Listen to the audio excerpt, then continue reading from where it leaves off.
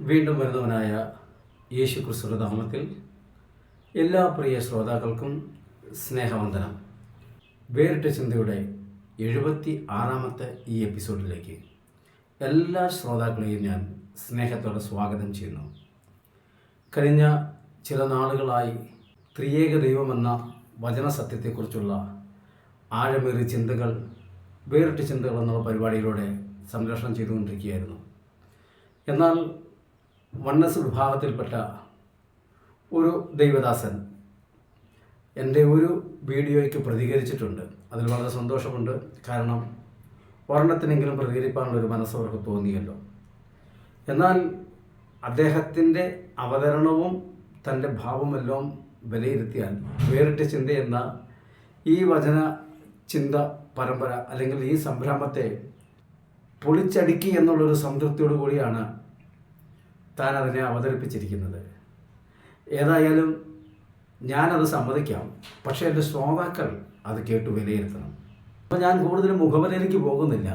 ഈ സഹോദരൻ പറയുന്ന ഈ ഗീവർഗീസ് എന്ന് പറയുന്ന ദൈവദാസൻ താൻ പറയുന്ന വീഡിയോ ഞാൻ ഓരോ പീസുകളാക്കി കട്ട് ചെയ്തെടുത്ത് അതിനെ മറുപടി കൊടുക്കുന്നത്. അല്ലാതെ എൻ്റെ വീഡിയോ ഇങ്ങനെ പ്രദർശിപ്പിച്ചിട്ട് ഏതാണ്ട് ഇതൊക്കെ പടപ്പ തന്നെ ഇദ്ദേഹം പോയതുപോലെയല്ല ഞാൻ ഇതിനകത്ത് ചെയ്യുന്നത്. അദ്ദേഹം എൻ്റെ ഒരു വീഡിയോ ഉൽപ്പത്തി പുസ്തകം 18-ാം അധ്യായത്തോടുള്ള ബന്ധത്തിലുള്ള എൻ്റെ ഒരു വീഡിയോ മിനിറ്റുകളോളം നീണ്ടു നിൽക്കുന്ന ഒരു വീഡിയോ ഇട്ട് വെച്ച് അദ്ദേഹം ഏതാണ്ട് എന്നെ പറഞ്ഞൊപ്പിച്ചു. പക്ഷേ അദ്ദേഹത്തിൻ്റെ വിശദീകരണത്തിൽ അദ്ദേഹം പറഞ്ഞിരിക്കുന്ന വാക്യങ്ങളും അദ്ദേഹം പറഞ്ഞിരിക്കുന്ന ആശയങ്ങളും ഞാൻ ഓരോന്നോരോന്ന് മുറിച്ചെടുത്തിട്ടുണ്ട്.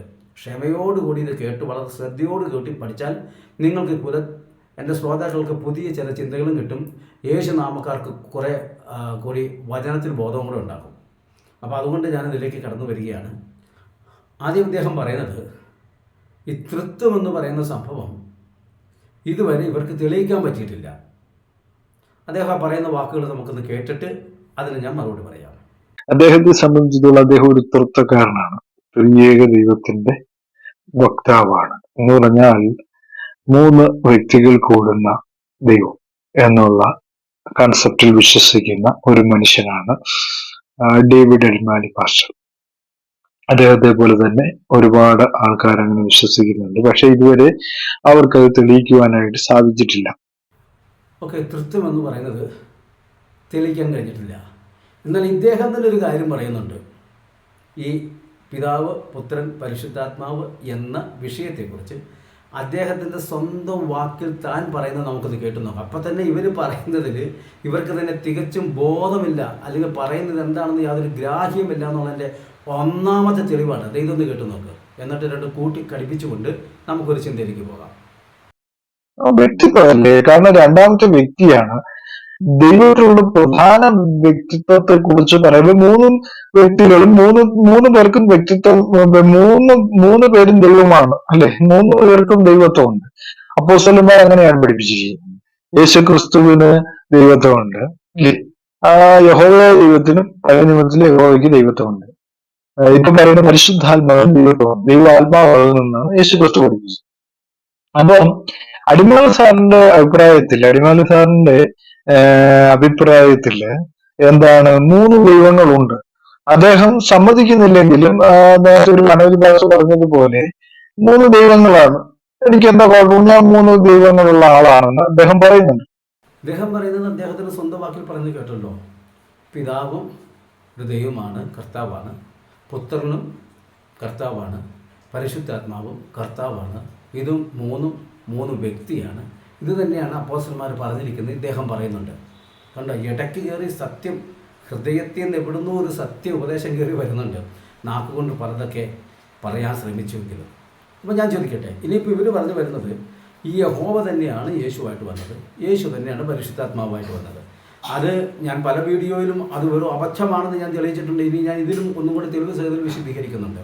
അപ്പോൾ ഞാൻ ആദ്യമായിട്ട് പറയട്ടെ, ഇനി യഹോവ തന്നെയാണ് യേശുവായിട്ട് വന്നതെങ്കിൽ സ്വർഗത്തിൽ യഹോവയുള്ളപ്പോൾ ഭൂമിയിൽ ഒരു യേശു ഉണ്ടല്ലോ. ആ യേശുവല്ലേ പറഞ്ഞ ഞാൻ എൻ്റെ അയച്ചവൻ്റെ അടുക്കലേക്ക് പോവുകയാണെന്ന്. പിന്നെ ഞാൻ എന്നെ അയച്ചവൻ്റെ അടുക്കലേക്ക് പോവുകയാണെന്ന് പറഞ്ഞ് യേശു ഉയരത്തിലേക്ക് പോയപ്പോൾ അവിടുന്ന് പരിശുദ്ധാത്മാവ് താഴോട്ട് വന്നല്ലോ. അപ്പോൾ ഉറപ്പാണ് പരിശുദ്ധാത്മാവ് താഴെയും ഭൂമിയിലും യേശു മുകളിലുമാണ്. അതൊക്കെ വചനമുണ്ട്, തെളിവുണ്ട്. അപ്പോൾ തന്നെ പിതാവുമുണ്ട്. ഇപ്പോൾ ഇവർ 3 ആണല്ലോ. ഈ 3 നിങ്ങൾക്കൊന്ന് ഒന്നാക്കി കാണിച്ചു തരാമോ? നിങ്ങളിതിനകത്ത് വിജയിച്ചിട്ടുണ്ടോ? ഞാൻ വെല്ലുവിളിച്ച് ചോദിക്കുക, പ്രിയ ഗീ വർഗീസ് എന്ന് പറയുന്ന ദൈവദാസനെ, അങ്ങയുടെ കൂട്ടുകാരും സഹപ്രവർത്തകരും, അങ്ങ് നിങ്ങളുടെ വലിയ പ്രമുഖനാന്ന് പറയുന്നത് ജോയ് ജോസഫ് എന്ന് പറയുന്ന അദ്ദേഹം ഉണ്ടല്ലോ, അദ്ദേഹത്തിൻ്റെ അത് ഞാൻ ഇതിൻ്റെ പുറകെ കൊണ്ടുവരുന്നുണ്ട്. അന്നേരം അത് എല്ലാം സെപ്പറേറ്റായിട്ട് മുറിച്ച് വെച്ചിരിക്കുകയാണ്. ഓരോന്നിനും ഞാൻ മറുപടി തരിക. നിങ്ങൾക്ക് എല്ലാവർക്കും വട്ടത്തിൽ കൂടിയിരുന്നേച്ച് നിങ്ങളീ പറയുന്ന സ്വർഗത്തിലിരുന്ന യഹോവയും ഭൂമിയിലിരുന്ന യേശുവും, ഭൂമിയിൽ നിന്ന് മുകളിലേക്ക് സ്വർഗത്തിലേക്ക് പോയ യേശുവും താഴെ ഇറങ്ങി വന്ന പരിശുദ്ധാത്മാവും. അപ്പോൾ മനസ്സിലായല്ലോ, ഇതിനകത്ത് യഹോവ മാത്രമേ വരാത്തുള്ളൂ. യഹോവ സ്ഥിരം അവിടെയുണ്ട്, യേശു ഇവിടെ വന്ന് അങ്ങോട്ട് പോയി, പരിശുദ്ധാത്മാവ് ഇങ്ങോട്ട് വന്ന്. ഇവരെ 3 പേരെ ഒന്നാക്കി കാണിക്കുന്നതിൽ നിങ്ങൾ വിജയിച്ചിട്ടുണ്ടോ? ഇവരെപ്പോൾ ഒന്നാകും? നിത്യതയിൽ കാര്യം പറയുമ്പോൾ പുത്രൻ താനും പിതാവ് എല്ലാത്തിലും വലുതായി തീരേണ്ടതിന്, ദൈവമായിരിക്കേണ്ടതിന് പുത്രൻ പിതാവിന് കീഴടങ്ങിയിരിക്കുമെന്ന് പറയുമ്പോൾ 2 ആയില്ലേ സഹോദര? യേശുനാമക്കാരെ നിങ്ങളോടാണ് ചോദിക്കുന്നത്. ഇത് നിങ്ങൾ വാട്സാപ്പിലേക്ക് എനിക്ക് ഇങ്ങോട്ട് തിരികെ അയക്കാൻ വേണ്ടി ഇങ്ങോട്ട് അയക്കൊന്നും വേണ്ട. ഞാനിത് പബ്ലിക്കിലേക്ക് ഇടുന്നത്, പബ്ലിക്കിലേക്ക് തന്നെ ഇടുക. നിങ്ങളുടെ ഏതോ ഒരു ദൈവദാസൻ പറഞ്ഞു, എന്നോട് വിളിച്ചിട്ട് പറയുക, താങ്കൾക്ക് നട്ടലുണ്ടെങ്കിൽ വാ, സംവാദത്തിൽ വാ. എന്നിട്ട് പിന്നെ പറയുന്നു, താങ്കളുടെ ഈ ചവറൊന്നും കേൾക്കാൻ ഞങ്ങൾക്ക് നേരെയില്ലെന്ന്. ഞാൻ ചോദിക്കട്ടെ, ഞാൻ വെറും ചവറാണ് അഴിച്ചു വിടുന്നതെങ്കിൽ ഈ ചവറിൻ്റെ പുറകെ ഇവരെന്തിനെന്നെ വിളിക്കുന്നു? മണിക്കൂറുകൾ കൊണ്ട് 3 മണിക്കൂർ കൊണ്ട് 170 വോയിസ് മെസ്സേജ് എൻ്റെ ഫോണിൽ വന്ന് കിടക്കുന്നത്. ഞാൻ പറയുന്നത് ചവറാണ് താനും. നിങ്ങൾ എന്തിനാ സ്നേഹിത ഈ ചവറിൻ്റെ പുറകെ പോകണം? നിങ്ങൾക്ക് വലിയ ഉന്നതന്മാരും പണ്ഡിതന്മാരൊക്കെ പറയുന്നതിൻ്റെ പുറകെ പോകാൻ പാടില്ലേ? നിങ്ങൾ പറഞ്ഞാൽ IPCയിലെ AGയിലെയൊക്കെ പാസ്റ്റർമാർ ഞങ്ങളുടെ മുമ്പിൽ നിന്ന് തോറ്റോടിപ്പോയി, ഞങ്ങളുടെ ഫ്ലാറ്റ് മുമ്പിൽ നിന്ന് തല കുരിച്ച പോയെന്ന്. ഞാനത് ചോദിക്കട്ടെ, ഈ വേറിട്ട് ചിന്തയിൽ പറയുന്ന ഏതെങ്കിലും ഭാഷ അവർ പറഞ്ഞായിരുന്നോ? ഇനി അവർ പറഞ്ഞ ഏതെങ്കിലും ഞാൻ പറയുന്നുണ്ടോ? ഞാൻ ഇതൊക്കെ കുറേയൊക്കെ കേട്ടതാണ് സംവാദം. അതുകൊണ്ട് തന്നെയാണ് ഇത് വേറിട്ട ചിന്തയെന്ന് പറയാൻ കാരണം. ഇത് വരെ അടിച്ച സംവാദം പോലെയല്ല ഇത്. കേട്ടോ, പുറകെ വരുന്നുണ്ട് ഓരോന്ന് വീതം. നിങ്ങൾക്കിതൊന്ന് ഈ പറഞ്ഞല്ലോ, ഈ ഗീവറീസ് എന്ന് പറയുന്ന ദൈവദാസൻ പറഞ്ഞല്ലോ, സാറേ അങ്ങ് പറഞ്ഞല്ലോ തൃത്വം തെളിയിക്കുന്ന കാര്യത്തിൽ ഞങ്ങൾ പരാജയപ്പെട്ടെന്ന്.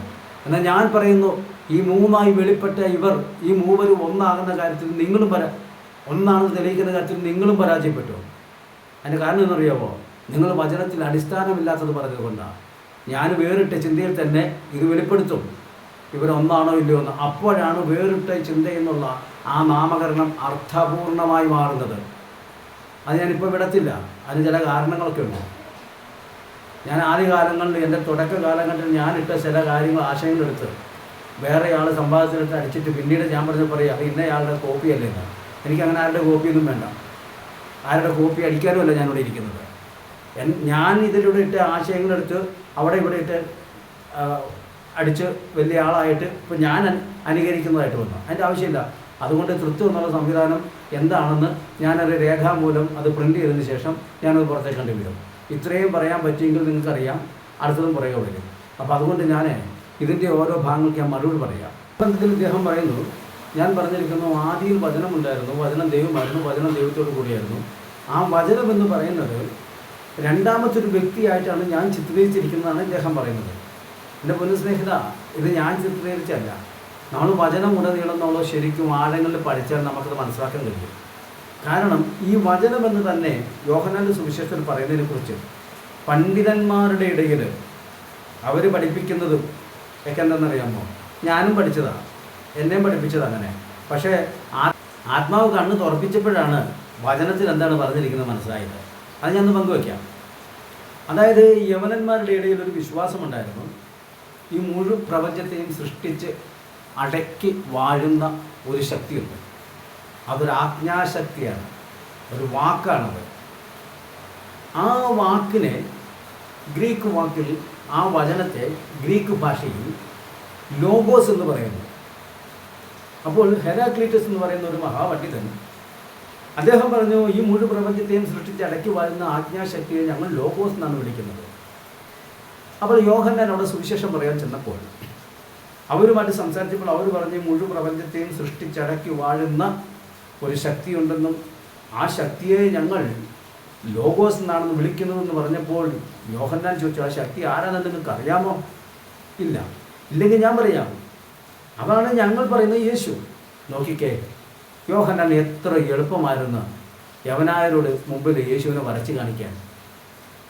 ഞാൻ അതിനൊന്നും എതിർക്കുന്നില്ല. പക്ഷേ ഒരൊറ്റ ചോദ്യം, ഈ ആശയം പ്രസംഗിക്കുകയും പഠിപ്പിക്കുകയും ചെയ്യുന്ന പണ്ഡിതന്മാരടക്കം, അത് തൃത്വത്തിൽ വിശ്വസിക്കുന്നവർ ആരും വേണ്ടില്ല, മുഖ്യധാര ബന്ധുക്കോസ് സഭയിലെ പാസ്റ്റർമാരായാലും കുഴപ്പമില്ല, ബൈബിൾ കോളേജിലെ അധ്യാപകരായാലും കുഴപ്പമില്ല, കൺവെൻഷൻ പ്രസംഗികരായാലും കുഴപ്പമില്ല, പുസ്തക എഴുത്തുകാരായാലും കുഴപ്പമില്ല. എൻ്റെ ഈ സംശയത്തിന് മറുപടി തരാൻ ആരെങ്കിലും ഉണ്ടോ എന്ന് ഞാൻ ചലഞ്ച് ചെയ്ത് ചോദിക്കുക. ഞാൻ 2-3 പ്രാവശ്യമായിട്ട് ആരും മൈൻഡ് ചെയ്തില്ല. പണ്ഡിതന്മാർക്ക് കണ്ണടച്ച് പോയി വരമ്പത്തിരിക്കുന്ന ബുക്കിൻ്റെ കാര്യം പറഞ്ഞ പോലെ ചെറുമീനൊക്കെ വരുമ്പോൾ കൊത്തി തിന്നും, വാള വരുമ്പോൾ ഞാൻ കണ്ടില്ലേ, ഞാൻ അറിഞ്ഞില്ലേ. അതുപോലെ ആകരുത്. ഏതൊക്കെയാണ് ഇത് വേരറ്റ് പോയ ചിന്തയാണെന്നാണ് പറയുന്നത്. ആ വേരണ്ട് അറ്റ് പോകട്ടെ, എന്നാലും ഇതിന് മറുപടി പറയാൻ ആരുണ്ട് കയറുക. ചിന്ത ഇത്രേ ഉള്ളൂ. സ്വർഗത്തിൽ ദൈവമായിരുന്നവൻ ദൈവത്തോടുള്ള സമത്വം മുറുകെ പിടിച്ചുകൊള്ളണമെന്ന് വിചാരിക്കാതെ മനുഷ്യ വേഷമെടുത്ത് ഭൂമിയിലേക്ക് മനുഷ്യനായി ജനിച്ച് മനുഷ്യനെ പോലെ ജീവിച്ചു. അവൻ മനുഷ്യനെ പോലെ മരിച്ചു, ഒരു മനുഷ്യൻ മരിക്കുന്നത് പോലെ മരിച്ചു. ഇതൊക്കെ കണ്ടിട്ട് ചിലരൊക്കെ ചോദിക്കാറുണ്ട്, യേശു ദൈവമാണോ, ദൈവം മരിക്കുമോ? ഒരു പുതിയ സംഭവം ഇറങ്ങിയേക്കുന്നത്, യേശു സർവശക്തനായ ദൈവത്തിൻ്റെ അത്ര ഒക്കത്തിൽ ഇച്ചിരി താഴെ നിൽക്കുന്നുണ്ട്. അവർക്കൊക്കെ മറുപടി പറയാൻ വരുന്നുണ്ട് പറയാൻ. ദുരുപദേശം എവിടെയെല്ലാം ദൃഷ്ടിപ്പെട്ടു അവിടെ എല്ലാം പൊളിക്കാൻ വിശുദ്ധ വചനമുണ്ട്, സത്യവേദപുസ്തകമുണ്ട്. അത് പ്രാർത്ഥനയോട് കൂടി വായിക്കുന്നവർക്ക് ദൈവം അത് വെളിപ്പെടുത്തി കൊടുക്കും. അത് ഈ ഒരാൾക്ക് മാത്രമെന്ന് ഞാൻ പറയത്തില്ല, ഭക്തന്മാർക്ക് എല്ലാവർക്കും വെളിപ്പെടുത്തി കൊടുക്കും. അപ്പം ഞാൻ മടങ്ങി വരട്ടെ. ഇവിടെ മനുഷ്യനായി വന്ന യേശുവിനെ അതിൽ പോലും, അതായത് ഒരു സ്ത്രീ ഉദരത്തിൽ 9 മാസം 9 ദിവസം 9 വിനാഴിക എന്ന് ഞാൻ കരുതുന്നു, ചുമന്നുകൊണ്ട് നടന്ന ഒരു സ്ത്രീക്ക് പോലും, നൊന്തു പ്രസവിച്ച ഒരു സ്ത്രീക്കോ ആ സ്ത്രീയുടെ ചാർച്ചക്കാർക്കോ ആ മനുഷ്യനായ ആ ശിശുവിന് പേരിടാൻ അനുവാദം കൊടുത്തില്ല. പിതാവെന്ന്, അതായത് ഈ സ്ത്രീയുടെ ഭർത്താവായിരിക്കുന്ന യോസേഫ്, അദ്ദേഹത്തിനോ അദ്ദേഹത്തിൻ്റെ ചാർച്ചക്കാർക്കോ ഈ പറയപ്പെടുന്ന മനുഷ്യ ശിശുവായ മനുഷ്യനായി ജന്മമെടുത്തു വന്ന യേശുവിന്, ക്രൂശിൽ തകർക്കപ്പെടുവാനുള്ള ശരീരമായി ജനിച്ച യേശുവിന് പേര് ഇടാനായിട്ട് അനുവാദം കൊടുത്തില്ല. അങ്ങനെയെങ്കിൽ മരിച്ച് ഉയർത്തെഴുന്നേറ്റ് മഹിമയുടെ ശരീരം വഹിച്ച യേശു ക്രിസ്തുവിനെ പേരിടാൻ തൻ്റെ ദുർബോധങ്ങളെ ദുർശക്തി ആരാധിച്ച് നടന്ന ഗ്രീക്കുകാരന് അനുവാദം കൊടുക്കുമെന്നോ? എന്നിട്ട് ആ നാമം ദൈവം ഏറ്റെടുത്തുന്നു. ഹെരാക്ലീറ്റസ് ഈ ക്രിസ്തുവിനിട്ട പേരെ അങ്ങോട്ട് ഏറ്റെടുത്തുന്നു. എന്തൊരു കഷ്ടമായി പഠിപ്പിച്ചു കൂട്ടുന്നേ. ഞാൻ ചോദിക്കട്ടെ, വെളിപ്പാട് പുസ്തകം 19-ാം അധ്യായത്തിൽ പറയുന്നുണ്ട് അവൻ്റെ പേര് ദൈവവചനമെന്നാണ്. ഞാനിങ്ങനെ ന്യായമായിട്ടൊരു ചിന്തയിട്ട് വരാം. ഈ സുവിശേഷത്തിൽ എഴുതി യോഹന്നാനോട് പറഞ്ഞ് എഴുതുക, ആദ്യം വചനമുണ്ടായിരുന്നു, വചനം ദൈവമായിരുന്നു, വചനം ദൈവത്തോടു കൂടിയായിരുന്നു. യോഹന്നാൻ ഒരു ചോദ്യം ചോദിച്ചില്ലാണ്ട് എഴുതി വെച്ചു. പക്ഷേ പത്മോസ് ദ്വീപിൽ ചെന്നപ്പോൾ ആത്മാവുമായിട്ട് കമ്മ്യൂണിക്കേറ്റ് ചെയ്തപ്പോൾ അവിടെ പറഞ്ഞ അവൻ്റെ പേര് ദൈവവചനം. അപ്പോൾ യോഹന്നാൻ ഇങ്ങനെ ഒന്ന് ചോദിച്ചു, എൻ്റെ ഭാവനയാണ്, ബൈബിളിലില്ല, പരിശുദ്ധാത്മാവേ എനിക്കൊരു സംശയം. അന്ന് എന്നോട് ഞാൻ സുവിശേഷം എഴുതിയപ്പോൾ എന്നോട് ഇങ്ങനെ പറഞ്ഞിരുന്നു ആത്മാവ്, ഞാൻ എൻ്റെ എഴുതി വെച്ചു. ഇതിപ്പോൾ പറയുന്നു അവന് ദൈവവചനം എന്നുള്ള പേര്, ഇതാരായി പേരിട്ടത്? അപ്പോൾ ആ പരിശുദ്ധാത്മാവ് യോഹന്നാനോട് ചോദിക്കുക, നീ അറിഞ്ഞില്ലേ അത്? ഇല്ല. അത് ഹെരാക്ലീറ്റസ് ഇട്ട പേര്. എന്തൊരു കഷ്ടമാ പഠിപ്പിച്ചു കൂട്ടുന്ന പണ്ഡിതന്മാരെ, എന്തൊരു കഷ്ടമാ പഠിപ്പിച്ചു കൂട്ടുന്നേ. പോരാന്നിട്ട് 1 യോഹന്നാൻ 5-ന്റെ 7 അത് ഞാൻ അടുത്തൊരു തെളിവ് കൊണ്ടുവരുന്നുണ്ട്. അതാ നമ്മുടെ ഗീവർഗീസ് സഹോദരൻ ഒരു ചോദ്യം ചോദിച്ചിട്ടുണ്ട്. അപ്പോൾ അതിന് ഞാൻ തെളിവ് കൊണ്ടുവരുന്നുണ്ട്, വിശദീകരിച്ച് തന്നെ പറയുന്നുണ്ട്. അവിടെ പറയുന്നത് there are 3 that bear the record in heaven, Father, Word and Holy Ghost. എന്തുകൊണ്ട് അവിടെ ഫാദർ സൺ പറഞ്ഞില്ല? അവിടെയും റെക്കോർഡ് ചെയ്തു വെക്കുകയാണ്, സാക്ഷ്യം റെക്കോർഡ് ചെയ്തു വെക്കുന്ന 3 പേരിൽ ഒരുവൻ വചനമാണ്. വീണ്ടും ആത്മാവ് ചോദിക്കുന്നു, അതും യോഹന്നാൻ തന്നെ എഴുതിയ. വീണ്ടും ഒന്നുകൂടെ ഉറപ്പിക്കാൻ വേണ്ടി യോഹന്നാൻ ആത്മാവോട് ചോദിച്ചു, ഇവിടെയും പിതാവും വചനവും പരിശുദ്ധാത്മാവുമാണല്ലോ, എന്തുകൊണ്ടാണ് പുത്രൻ എന്നിവിടെ എഴുതാത്തത്? അപ്പോൾ പരിശുദ്ധാത്മാവ് മറുപടി പറയുക, അതെ ഹെരാക്ലീറ്റസ് ഇട്ട പേരല്ലേ, അത് ഞങ്ങൾ മായ്ച്ച് കളയുന്നില്ല, ഞങ്ങളത് സ്വീകരിച്ചെന്ന്. എന്തൊരു കഷ്ടമാണ് എൻ്റെ പൊന്നു ദൈവമക്കളെ. അവന് ദൈവവചനമെന്ന് പേരെന്ന് പരിശുദ്ധാത്മാവ് സാക്ഷ്യപ്പെടുത്തതെങ്കിൽ അവൻ്റെ സ്വർഗത്തിൻ്റെ പേരതായിരുന്നു, ദൈവവചനമെന്ന. അതിൻ്റെയൊക്കെ ആശയം ഞാൻ പിന്നീട് വിശദീകരിക്കും. ഇപ്പോൾ ഒത്തിരി കാര്യങ്ങൾ അത് വിശദീകരിക്കാനുള്ളത് കൊണ്ട് ഞാൻ അവൻ്റെ ആഴങ്ങളിലേക്ക് പോകുന്നില്ല. ഞാനൊരു എപ്പിസോഡ് അതുമായിട്ട് ചെയ്യുന്നുണ്ട്. ഏതെങ്കിലും ദേവദാസന്മാർ വചനത്തെക്കുറിച്ചൊന്ന് പ്രതികരിക്കട്ടെ, എന്നിട്ട് ഞാൻ ഡീറ്റെയിൽ ആയിട്ടിടാം. അപ്പോൾ ഞാൻ കടന്നു വരുന്നു. ഇവിടെ വചനമെന്ന് പറഞ്ഞ 2ാമത്തെ വ്യക്തി എന്ന് ഞാൻ പറഞ്ഞതല്ല, ആ വചനം പറയുന്നത്. കാരണം പിതാവിൽ നിന്ന് പോകുന്നതല്ല, പിതാവിൻ്റെ അടുക്കൽ നിന്നാണ് വന്നത്. 2, പിതാവിലേക്കല്ല മടങ്ങിപ്പോയത്, പിതാവിൻ്റെ അടുക്കലേക്കാണ് പോയത്. കാരണം അവൻ ദൈവത്തോട് കൂടെയായിരുന്നു. കൂടെയായിരിക്കണമെങ്കിൽ ഒന്നിനോട് ഒന്ന് ചേർന്നിരിക്കുന്നതന്നെ കൂടെയായിരിക്കുന്നു പറഞ്ഞത്.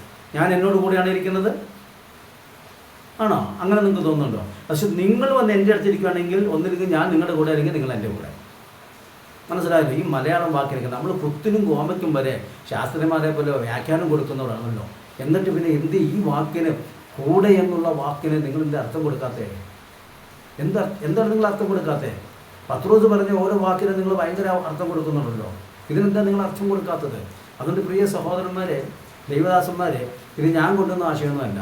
ദൈവത്തിൻ്റെ അടുക്കൽ നിന്ന് പോകുന്നവനാണ്. അവന് ദൈവത്തിൻ്റെ അടുക്കൽ മഹത്വം ഉണ്ടായിരുന്നു മുന്നമേ പോരുമ്പോൾ. ഏത് പിതാവേ, യോഹന്നാന്റെ സുവിശേഷം 17-ാം അധ്യായത്തിന് 5-ാമത്തെ വാക്യത്തിൽ, എനിക്ക് ലോകാരംഭത്തിന് മുൻപേ, ലോകമുണ്ടാകും മുൻപേ നിന്റെ അടുക്കലുണ്ടായിരുന്ന മഹത്വത്തിലേക്ക്, എന്നെ എടുക്കണമേ, എന്നെ മഹത്വപ്പെടുത്തണമേ. അപ്പോൾ മനസ്സിലായല്ലോ പിതാവിൻ്റെ അടുക്കലൊരു മഹത്വം. അടുക്കൽ എന്ന് പറയുമ്പോൾ രണ്ടും രണ്ടായിരിക്കേണ്ട സഹോദര, ഈ പറയുന്ന സഹോദര. അതുകൊണ്ട് ഈ ഞാനല്ല ഇതിൽ രണ്ടാമത്തെ വ്യക്തിയായിട്ട് കാണിച്ചത് വിശുദ്ധ വചനമാണ്. അത് ഞാനെടുത്ത് പ്രദർശിപ്പിച്ചെന്ന് മാത്രമേ ഉള്ളൂ, അല്ലെങ്കിൽ ഞാനെടുത്ത് വിശദീകരിച്ചെന്ന് മാത്രമേ ഉള്ളൂ കേട്ടോ. നമുക്ക് അടുത്ത ചിന്തയിലേക്ക് കിടക്കാമല്ലോ. ഉൽപ്പത്തി പുസ്തകം 18-ാം അധ്യായത്തിൽ മമ്രയുടെ തോപ്പിൽ അബ്രഹാമിൻ്റെ കൂടാരത്തിൽ വെളിപ്പെട്ട 3 പുരുഷന്മാരെ കുറിച്ച് പറഞ്ഞിട്ട് ഞാനത് വ്യാഖ്യാനത്തിലൂടെ, തെളിവുകളിലൂടെ അത് പിതാവും പുത്രനും പരിശുദ്ധാത്മാവുമാണെന്ന് ഞാനവിടെ സമർത്ഥിച്ചിട്ടുണ്ട്. എന്നിട്ട് ഈ ഗീവർഗീസ് സഹോദരൻ പറയുന്നത് എൻ്റെ ബൈബിളിൽ അത് പിതാവും പുത്രനും പരിശുദ്ധാത്മാവുമാണ് എന്ന് എൻ്റെ ബൈബിളിൽ എഴുതിയിട്ടുണ്ടെന്ന് ഞാൻ പറഞ്ഞെന്ന് അദ്ദേഹം പറഞ്ഞിട്ടുണ്ട്. അതൊന്ന് കേട്ട് നോക്കിക്കേ. പല കാര്യങ്ങൾ അതിനകത്ത് പറയുന്നുണ്ട്. മമ്രയിലെ തോപ്പിലെ കാര്യങ്ങളൊക്കെ നമ്മൾ വായിക്കുമ്പോൾ അദ്ദേഹത്തിന്റെ ബൈബിളിൽ അദ്ദേഹം പറയുന്നത് പിതാവും പുത്രനും പരിശുദ്ധാത്മാവും എന്നാണ് എഴുതിയിരിക്കുന്നതെന്നാണ് അദ്ദേഹം പറയുന്നത്. കേട്ടല്ലോ? ഞാൻ ഇതിൻ്റെ അവസാനം ഞാൻ പറഞ്ഞിരിക്കുന്ന ആ വീഡിയോ ഇദ്ദേഹം എടുത്ത് ഇദ്ദേഹത്തിൻ്റെ ചാനലിലൂടെ പ്രദർശിപ്പിച്ചത് ഞാൻ ഇതിനകത്ത് ലാസ്റ്റ് ഇടുന്നുണ്ട്. നിങ്ങൾ ശ്രദ്ധിച്ച് കേൾക്കണം. ഞാൻ അങ്ങനെ പറഞ്ഞിട്ടുണ്ടോ എന്ന്. ഞാൻ എന്തുകൊണ്ടെന്നറിയാമോ? ഇതുപോലെ ഞാൻ പറയാത്ത കാര്യങ്ങൾ പറഞ്ഞിട്ടുണ്ടെന്ന് പലതും പറയുക. ഞാൻ ഓരോന്നോരോന്ന് പിറക്കിയെടുത്ത് കാണിക്കുന്നുണ്ട്. ഞാൻ ഇവരോട് സംവാദത്തിന് ഒന്നാമത് എനിക്ക് സംവാദം താല്പര്യമില്ല. ഇനി അഥവാ ഉണ്ടെങ്കിൽ ഇവരോട് കൂടി പോകാൻ ഒട്ടും തയ്യാറല്ല. നുണ പറയാൻ ഇതേപോലെ വിരുദ്ധമെടുത്തൊരു കൂട്ടർ വേറെ ആരുമില്ല.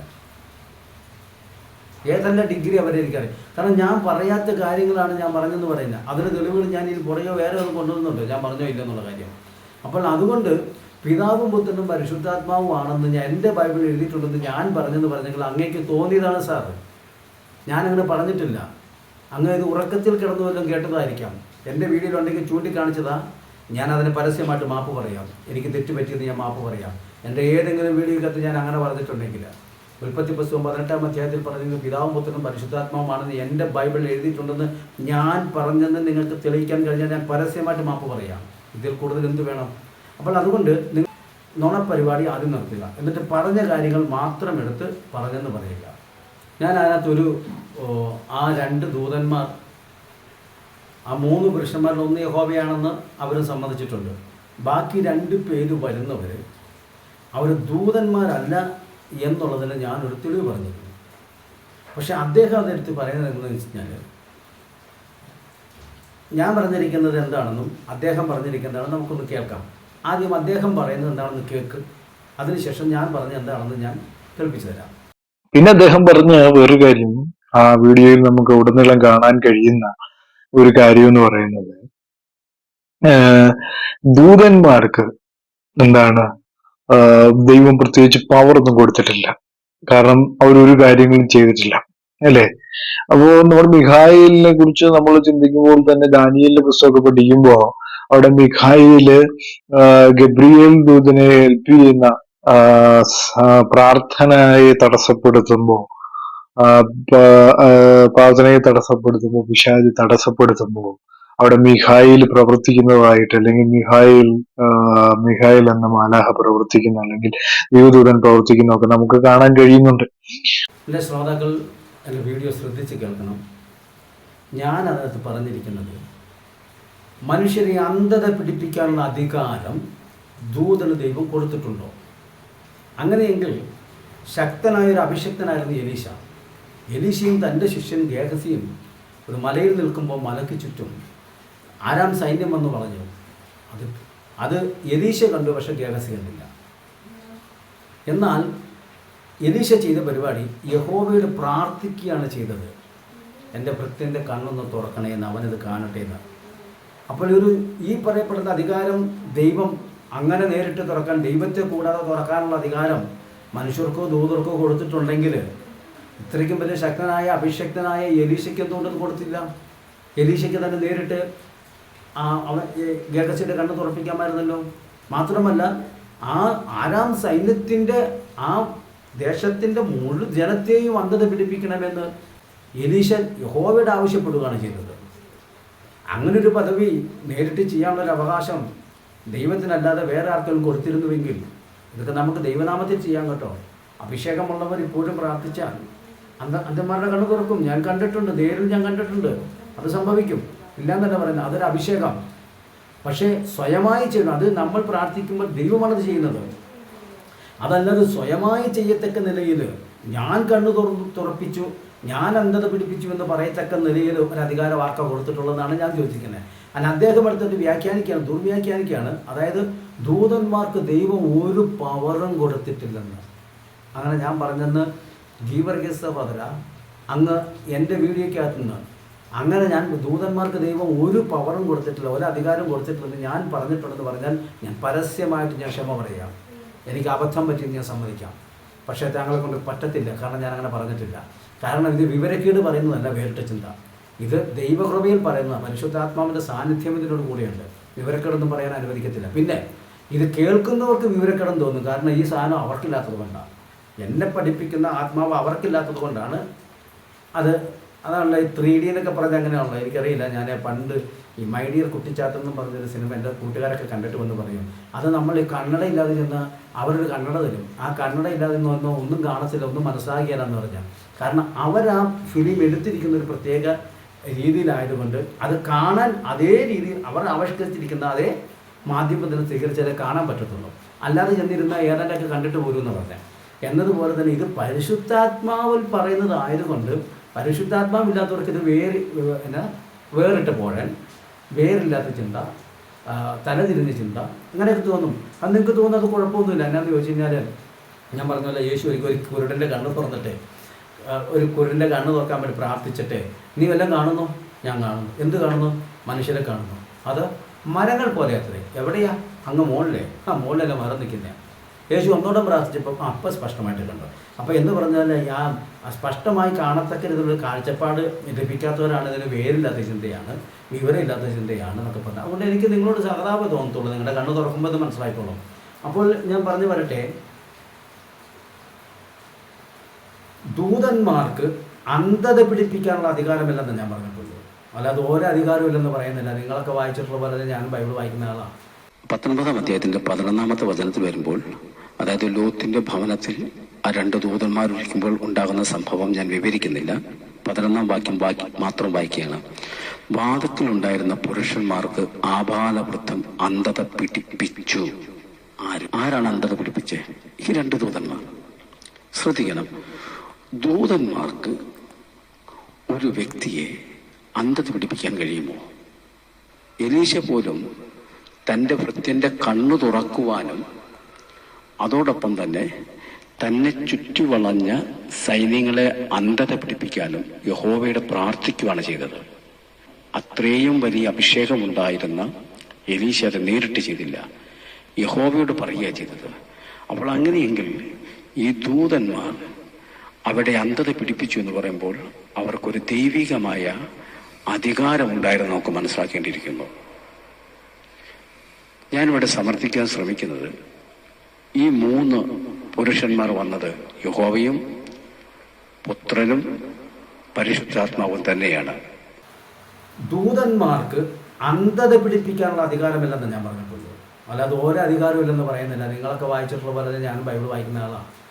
ഗബ്രിയേൽ, മീഖായേൽ അവിടെ എന്താ ചെയ്തെന്നും, അതുപോലെ 1,86,000 പേരെ ദൂതന്മാരിറങ്ങി കൊന്നതും ഇതൊക്കെ ഞാൻ വായിച്ചിട്ടുണ്ട്. അവർക്ക് അതിനുള്ള അധികാരം ദൈവം കൊടുത്തു വിട്ടതാണ്. പക്ഷെ ഇവിടെ ഞങ്ങൾ അന്ധത പിടിപ്പിച്ചു എന്നാണ് പറയുന്നത് ഈ 2 പുരുഷന്മാർ.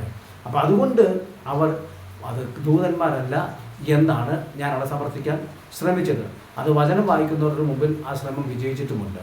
നമുക്ക് അടുത്ത ചിന്തയിലേക്ക് കിടക്കാമല്ലോ. അദ്ദേഹത്തിനെ സംബന്ധിച്ചിടത്തോളം പിതാവ് വേറൊരാള്, പുത്രൻ വേറൊരാള്, പരിശുദ്ധാത്മാവ് വേറൊരാള്. അപ്പൊ അദ്ദേഹം അതിനകത്ത് ഒത്തിരി ഉദാഹരണങ്ങളൊക്കെ ഉദാഹരിക്കാനൊക്കെ ശ്രമിക്കുന്നുണ്ട്. അപ്പൊ അടുത്ത താൻ പറയുന്നത് അദ്ദേഹത്തെ സംബന്ധിച്ചിടത്തോളം, അതായത് എന്നെ സംബന്ധിച്ചിടത്തോളം പിതാവ് വേറെ, പുത്രൻ വേറെ, പരിശുദ്ധാത്മാവ് വേറെ. എൻ്റെ പൊന്ന ദേവദാസനെ, ഇത് എന്നെ സംബന്ധിച്ചോളം അല്ല, വിശുദ്ധ വേദപുസ്തകം അങ്ങനെ പറയുന്ന അല്ല. വേണ്ട, അങ്ങ് തന്നെ അത് പറഞ്ഞല്ലോ ആദ്യം. യഹോവ ഒരു കർത്താവാണ്, പുത്രൻ ഒരു കർത്താവാണ്, പരിശുദ്ധാത്മാവ് ഒരു കർത്താവാണ്. ഇത് അപ്പോസ്തലന്മാർ ഇങ്ങനെ പഠിപ്പിച്ചിട്ടുണ്ടെന്ന് അങ്ങ് വ്യക്തിത്വമല്ലേ? കാരണം രണ്ടാമത്തെ വ്യക്തിയാണ്. ദൈവത്തിലുള്ള പ്രധാന വ്യക്തിത്വത്തെ കുറിച്ച് പറയുമ്പോൾ വ്യക്തികളും മൂന്ന് പേർക്കും വ്യക്തിത്വം, മൂന്ന് പേരും ദൈവമാണ് അല്ലെ? 3 പേർക്കും ദൈവത്വമുണ്ട്. അപ്പോസ്തലന്മാർ അങ്ങനെയാണ് പഠിപ്പിച്ചിരിക്കുന്നത്. യേശു ക്രിസ്തുവിന് ദൈവത്വമുണ്ട്, യഹോവ ദൈവത്തിനും പഴയ നിയമത്തിലെ യഹോവയ്ക്ക് ദൈവത്വമുണ്ട്. ഇപ്പൊ പറയുന്ന പരിശുദ്ധാത്മാവിന് ദൈവത്വമുണ്ട്. ദൈവാത്മാവിൽ നിന്നാണ് യേശു ക്രിസ്തു പഠിപ്പിച്ചത്. അപ്പോൾ അങ്ങേക്കിത് പറയാം, ഞാൻ പറയുമ്പോൾ തെറ്റാണോ? അതെങ്ങനെ ശരിയാകുന്നേ? സത്യം പറഞ്ഞാൽ നിങ്ങൾ പറഞ്ഞാലും ഞാൻ പറഞ്ഞാലും സത്യം സത്യം തന്നെയാണ്. അതല്ല, ഇനി ഞാൻ അങ്ങനെ പറഞ്ഞു എങ്കിൽ അതിൻ്റെ കാരണങ്ങളെ ഞാൻ വെളിപ്പെടുത്താം. നമുക്ക് വിശുദ്ധ വേദപുസ്തകത്തിൽ തന്നെ അതിൻ്റെ തെളിവുകളുണ്ട്. നമുക്കതിലേക്ക് പ്രവേശിക്കാം. വെളിപ്പാട് പുസ്തകം 5-ാം അധ്യായത്തിൽ ഞാൻ പലപ്പോഴും പറഞ്ഞിട്ടുള്ളതാണ്. അതിന് ഇവരൊരു ന്യായവും പറയുന്നുണ്ട്. ഞാൻ പറയാം. സിംഹാസനത്തിലിരിക്കുന്നവൻ, അവൻ്റെ കയ്യിൽ ഒരു പുസ്തകമുണ്ട്. അപ്പോൾ മൂപ്പന്മാരുടെയും 4 ജീവികളുടെയൊക്കെ നടുവിൽ അറക്കപ്പെട്ട കുഞ്ഞാട് നിൽക്കുന്നു. ശ്രദ്ധിക്കണം, സിംഹാസനത്തിൽ ഒരാൾ ഇരിക്കുന്നു, അറക്കപ്പെട്ട കുഞ്ഞാട് നിൽക്കുന്നു. ഇത് ഞാൻ പലപ്പോഴും വിവരിച്ചിട്ടുള്ളതാണ്. ശ്രോതാക്കൾ ആരും ആവർത്തന വിരസത അനുഭവിക്കരുത്, തോന്നരുത്. വെളിപ്പെടുത്താത്ത ചില പോയിന്റും കൂടെ ഇതിലൂടെ ഞാൻ വെളിപ്പെടുത്തുന്നുണ്ട്, ശ്രദ്ധിച്ച് കേൾക്കുക. അപ്പോൾ അങ്ങനെയാണെങ്കിൽ ഇത് രണ്ടും ഒരു വ്യക്തി ആകത്തില്ലല്ലോ, രണ്ടും 2 വ്യക്തിയാണ്. ഇനി സിംഹാസനത്തിൽ ഇരിക്കുന്ന ആൾക്ക് കാരണമുണ്ടോ? ഉണ്ട്. കാരണം കയ്യിലൊരു പുസ്തകമുണ്ട്. മാറി നിൽക്കുന്ന ആൾക്ക് കാര്യം കയ്യുണ്ടോ? ഉണ്ട്. വന്ന് ബുക്ക് മേടിക്കുന്നു. അപ്പോൾ കുഞ്ഞാട് ആരാണെന്നുള്ള കാര്യത്തിൽ നമുക്ക് ആർക്കും സംശയമില്ല. ഇനി സിംഹാസനത്തിൽ ഇരിക്കുന്നത്, ഒരിക്കൽ ഞാൻ ചോദിച്ചപ്പോൾ ഇവരുടെ ഒരു ദൈവദാസൻ പറഞ്ഞത്, സിംഹാസനത്തിൽ ഇരിക്കുന്ന ആരാ? പിതാവേ ഇരിക്കുന്നു എന്നുള്ളത് പറഞ്ഞിട്ടുണ്ടോ? എനിക്ക് വളരെ സഹതാപം തോന്നി. പിതാവാണ് ഇരിക്കുന്നത്, നമുക്കൊന്ന് നോക്കാം.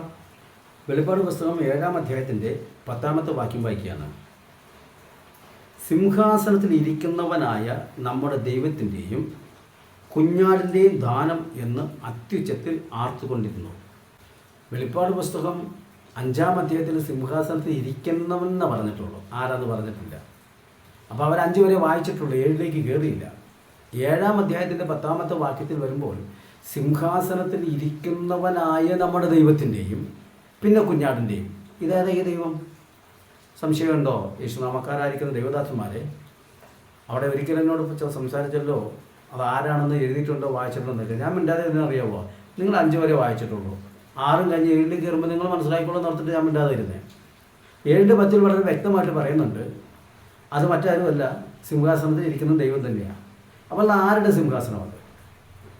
എബ്രായർക്ക് എഴുതിയ ലേഖനം 1-ാം അധ്യായത്തിൻ്റെ 8-ാമത്തെ വചനത്തിൽ മുമ്പ് ദൈവം പറയുന്നുണ്ട്, പുത്രനോടോ ദൈവമേ നിന്റെ സിംഹാസനം എന്നേക്കുമുള്ളത്. ഇതാരാ പറഞ്ഞേ? ഇതാരാ വിളിച്ചേ? പിതാവാൻ ദൈവം പറയുകയാണ്, പുത്രനോട് പറയുക, ദൈവമേ. അതെന്തോ അങ്ങനെ വിളിച്ചേ? എബ്രായർക്ക് എഴുതിയ ലേഖനം 1-ാം അധ്യായത്തിൻ്റെ 8-ാമത്തെ വചനം 7 മുതൽ ഞങ്ങൾ വായിക്കാം, അല്ല 6 മുതൽ വായിക്കാം. ആദിജാതനെ പിന്നെയും ഭൂതലത്തിലേക്ക് പ്രവേശിപ്പിക്കുമ്പോൾ ദൈവത്തിൻ്റെ സകല ദൂതന്മാരും അവനെ നമസ്കരിക്കണമെന്ന് താൻ അരുളി ചെയ്തു. ആര്?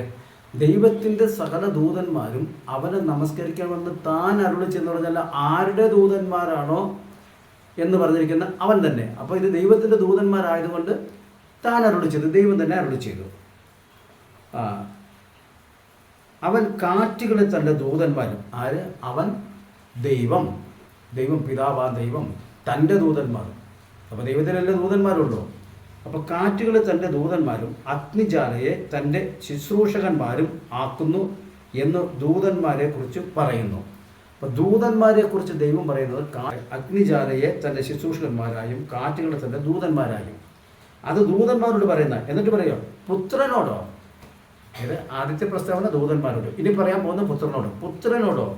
ദൈവമേ നിന്റെ സിംഹാസനം എന്നേക്കും ഉള്ളത്, നിന്റെ രാജ്യത്വത്തിൻ്റെ ചെങ്കോൽ നേരുള്ള ചെങ്കോൽ.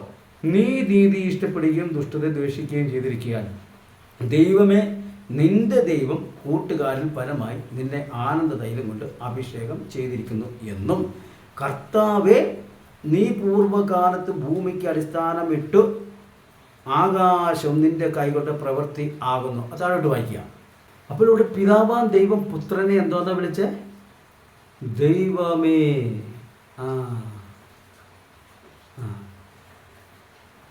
ഇത് വേരില്ലാത്ത ചിന്തയാണോ വേറുള്ള ചിന്തയാണോ എന്ന് ഇപ്പം മനസ്സിലാക്കണം. പുത്രനോട് ദൈവമേ നിന്റെ സിംഹാസനം. ഇനി വെളിപ്പാട് പുസ്തകത്തിലിരിക്കുന്ന വെളിപ്പാട് പുസ്തകത്തിൽ 5-ാം അധ്യായത്തിൽ പറഞ്ഞ സിംഹാസനത്തിൽ ഒരുവനിരിക്കുന്നു. അപ്പോൾ കുഞ്ഞാട് മാറി നിൽക്കുക. അപ്പോൾ ഇവിടെ ഇരിക്കുന്ന ആരാണെന്നാ വെളിപ്പാട് 7:10 പറഞ്ഞത്? മനസ്സിലാക്കിക്കണം. വേരില്ലാത്തതിൻ്റെ ചിന്തയാണെന്നല്ല പറഞ്ഞേ. ഇന്ന് വേര് പിടിപ്പിച്ചോട്ട് വേണം പൊക്കോളം.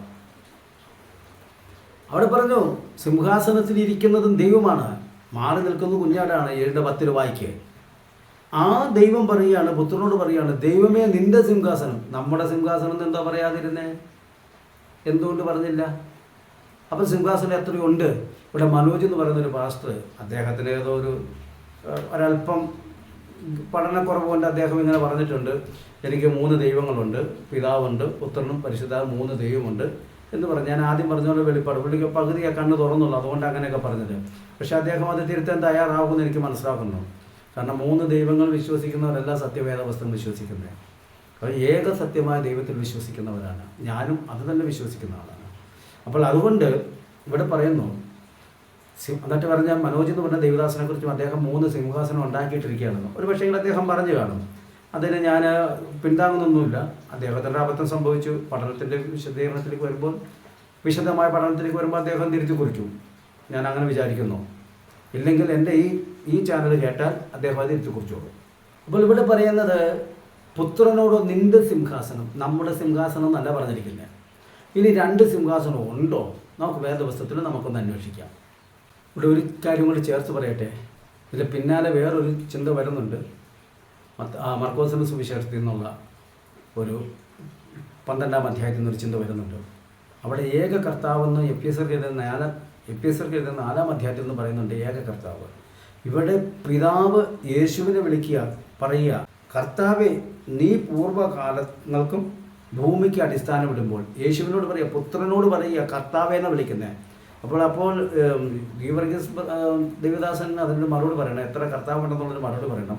നിങ്ങൾ പറയുന്ന കർത്താവ് ഇതിനകത്ത് ആരാണ്? ഈ വിളിക്കുന്നയാൾ ആരാണെന്നുകൊണ്ട് മനസ്സിലാക്കിക്കൊണ്ട് സംസാരിക്കാവുള്ളൂ. വിളിക്കുന്നത് പിതാവാൻ ദൈവമാണ്. ആ പിതാവാൻ ദൈവം പുത്രനെ കർത്താവേ എന്നാണ് വിളിക്കുന്നത്. അപ്പോൾ അതെന്താണെന്നുള്ള വിശദീകരണം തരേണ്ടി വരും. അപ്പോൾ ഞാൻ മടങ്ങി വരട്ടെ. സിംഹാസനത്തിലുണ്ടെന്ന് ഞാൻ പറയാം. മത്തായി എഴുതിയ സുവിശേഷത്തിൻ്റെ 19-ാം അധ്യായത്തിൻ്റെ 28-ാമത്തെ വാക്യമാണ് ഞാൻ വായിക്കുന്നത്. എന്നെ അനുഗമിച്ചിരിക്കുന്ന നിങ്ങൾ പുനർജന്മത്തിൽ മനുഷ്യപുത്രൻ തൻ്റെ മഹത്വത്തിൻ്റെ സിംഹാസനത്തിൽ ഇരിക്കുമ്പോൾ. മനുഷ്യപുത്രൻ ആരാണ്? യേശു, സംശയമില്ലല്ലോ. മനുഷ്യപുത്രൻ തൻ്റെ സിംഹാസനത്തിലിരിക്കുമ്പോൾ, പിതാവിൻ്റെ സിംഹാസനത്തിലല്ല, തൻ്റെ സിംഹാസനത്തിൽ. ആ പിതാവ് പുത്രനും കൂടി ഞെങ്ങിക്കൂടി ഒരു കസേര ഇരിക്കുകയാണോ? ഒരു സിംഹാസനത്തിൽ ഇരിക്കുകയാണോ? എന്ത് തോന്നുന്നു? വെളിപ്പാട് പുസ്തകത്തിൻ്റെ 5-ാം അധ്യായത്തിൽ കാണുമ്പോൾ 7:10 വരുമ്പോഴും കുഞ്ഞാട് നിൽക്കുകയാണ്. ദൈവം ആ സിംഹാസനത്തിരിക്കുന്നത്. എന്താ കുഞ്ഞാട് നിൽക്കുന്നതിൻ്റെ കാര്യം? അതിൻ്റെ കാര്യം അറിയാമോ? അവിടെയാണ് കർത്താവായ യേശു ക്രിസ്തു എന്നുള്ള വെളിപ്പാടില്ലാത്തവർക്കത് മനസ്സിലാകത്തില്ല. യേശു എന്നുള്ള വെളിപ്പാട് പോരാ, യേശു ക്രിസ്തു എന്നുള്ള വെളിപ്പാട് പോരാ, കർത്താവായ യേശു ക്രിസ്തു എന്നുള്ള വെളിപ്പാട് പ്രാപിച്ചവർക്ക് അത് ഗ്രഹിക്കാൻ പറ്റത്തുള്ളൂ. എല്ലാ മർമ്മങ്ങളും ഇപ്പോൾ അഴിച്ചു വിടുന്നില്ല. അത്യാവശ്യം നിങ്ങൾക്ക് മനസ്സിലാക്കാനുള്ള മാത്രമേ ഞാൻ ഇങ്ങോട്ട് വിടുന്നുള്ളൂ. എല്ലാം ഇപ്പോൾ അഴിച്ചു വിടുന്നില്ല.